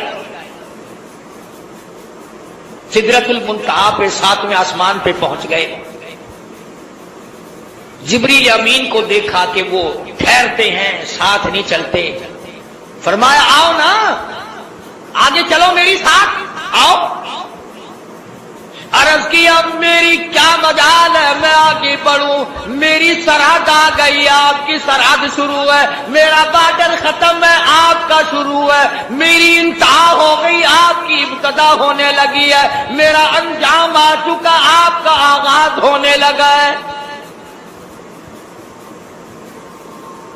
تو نوری فرشتوں کا سردار ہے، تجھے کیا ہوا؟ آگے چل، آگے بڑھ، کچھ دور تو میری ساتھ چل۔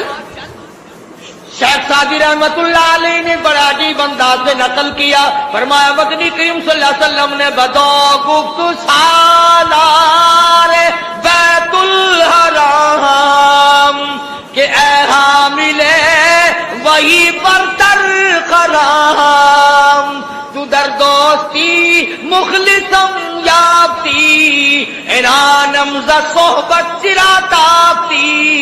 او آجا، عمرہ کو ساتھی ہے، ہمیشہ کا تو ساتھی ہے، آنے جانے والا ہے، جا کے مجھے لایا ہے، میرا ساتھ نہ چھوڑ، آ میری ساتھ آگے چل۔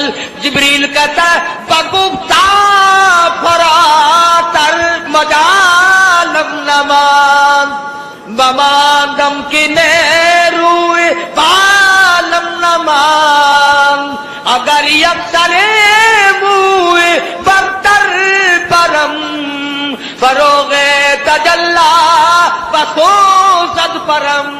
او کالی کملی والے، اگر ایک بال کے سیرے کے برابر بھی میں آگے بڑھتا ہوں، تجلیات خدا بندی سے جل کر خاک ہو جاؤں گا۔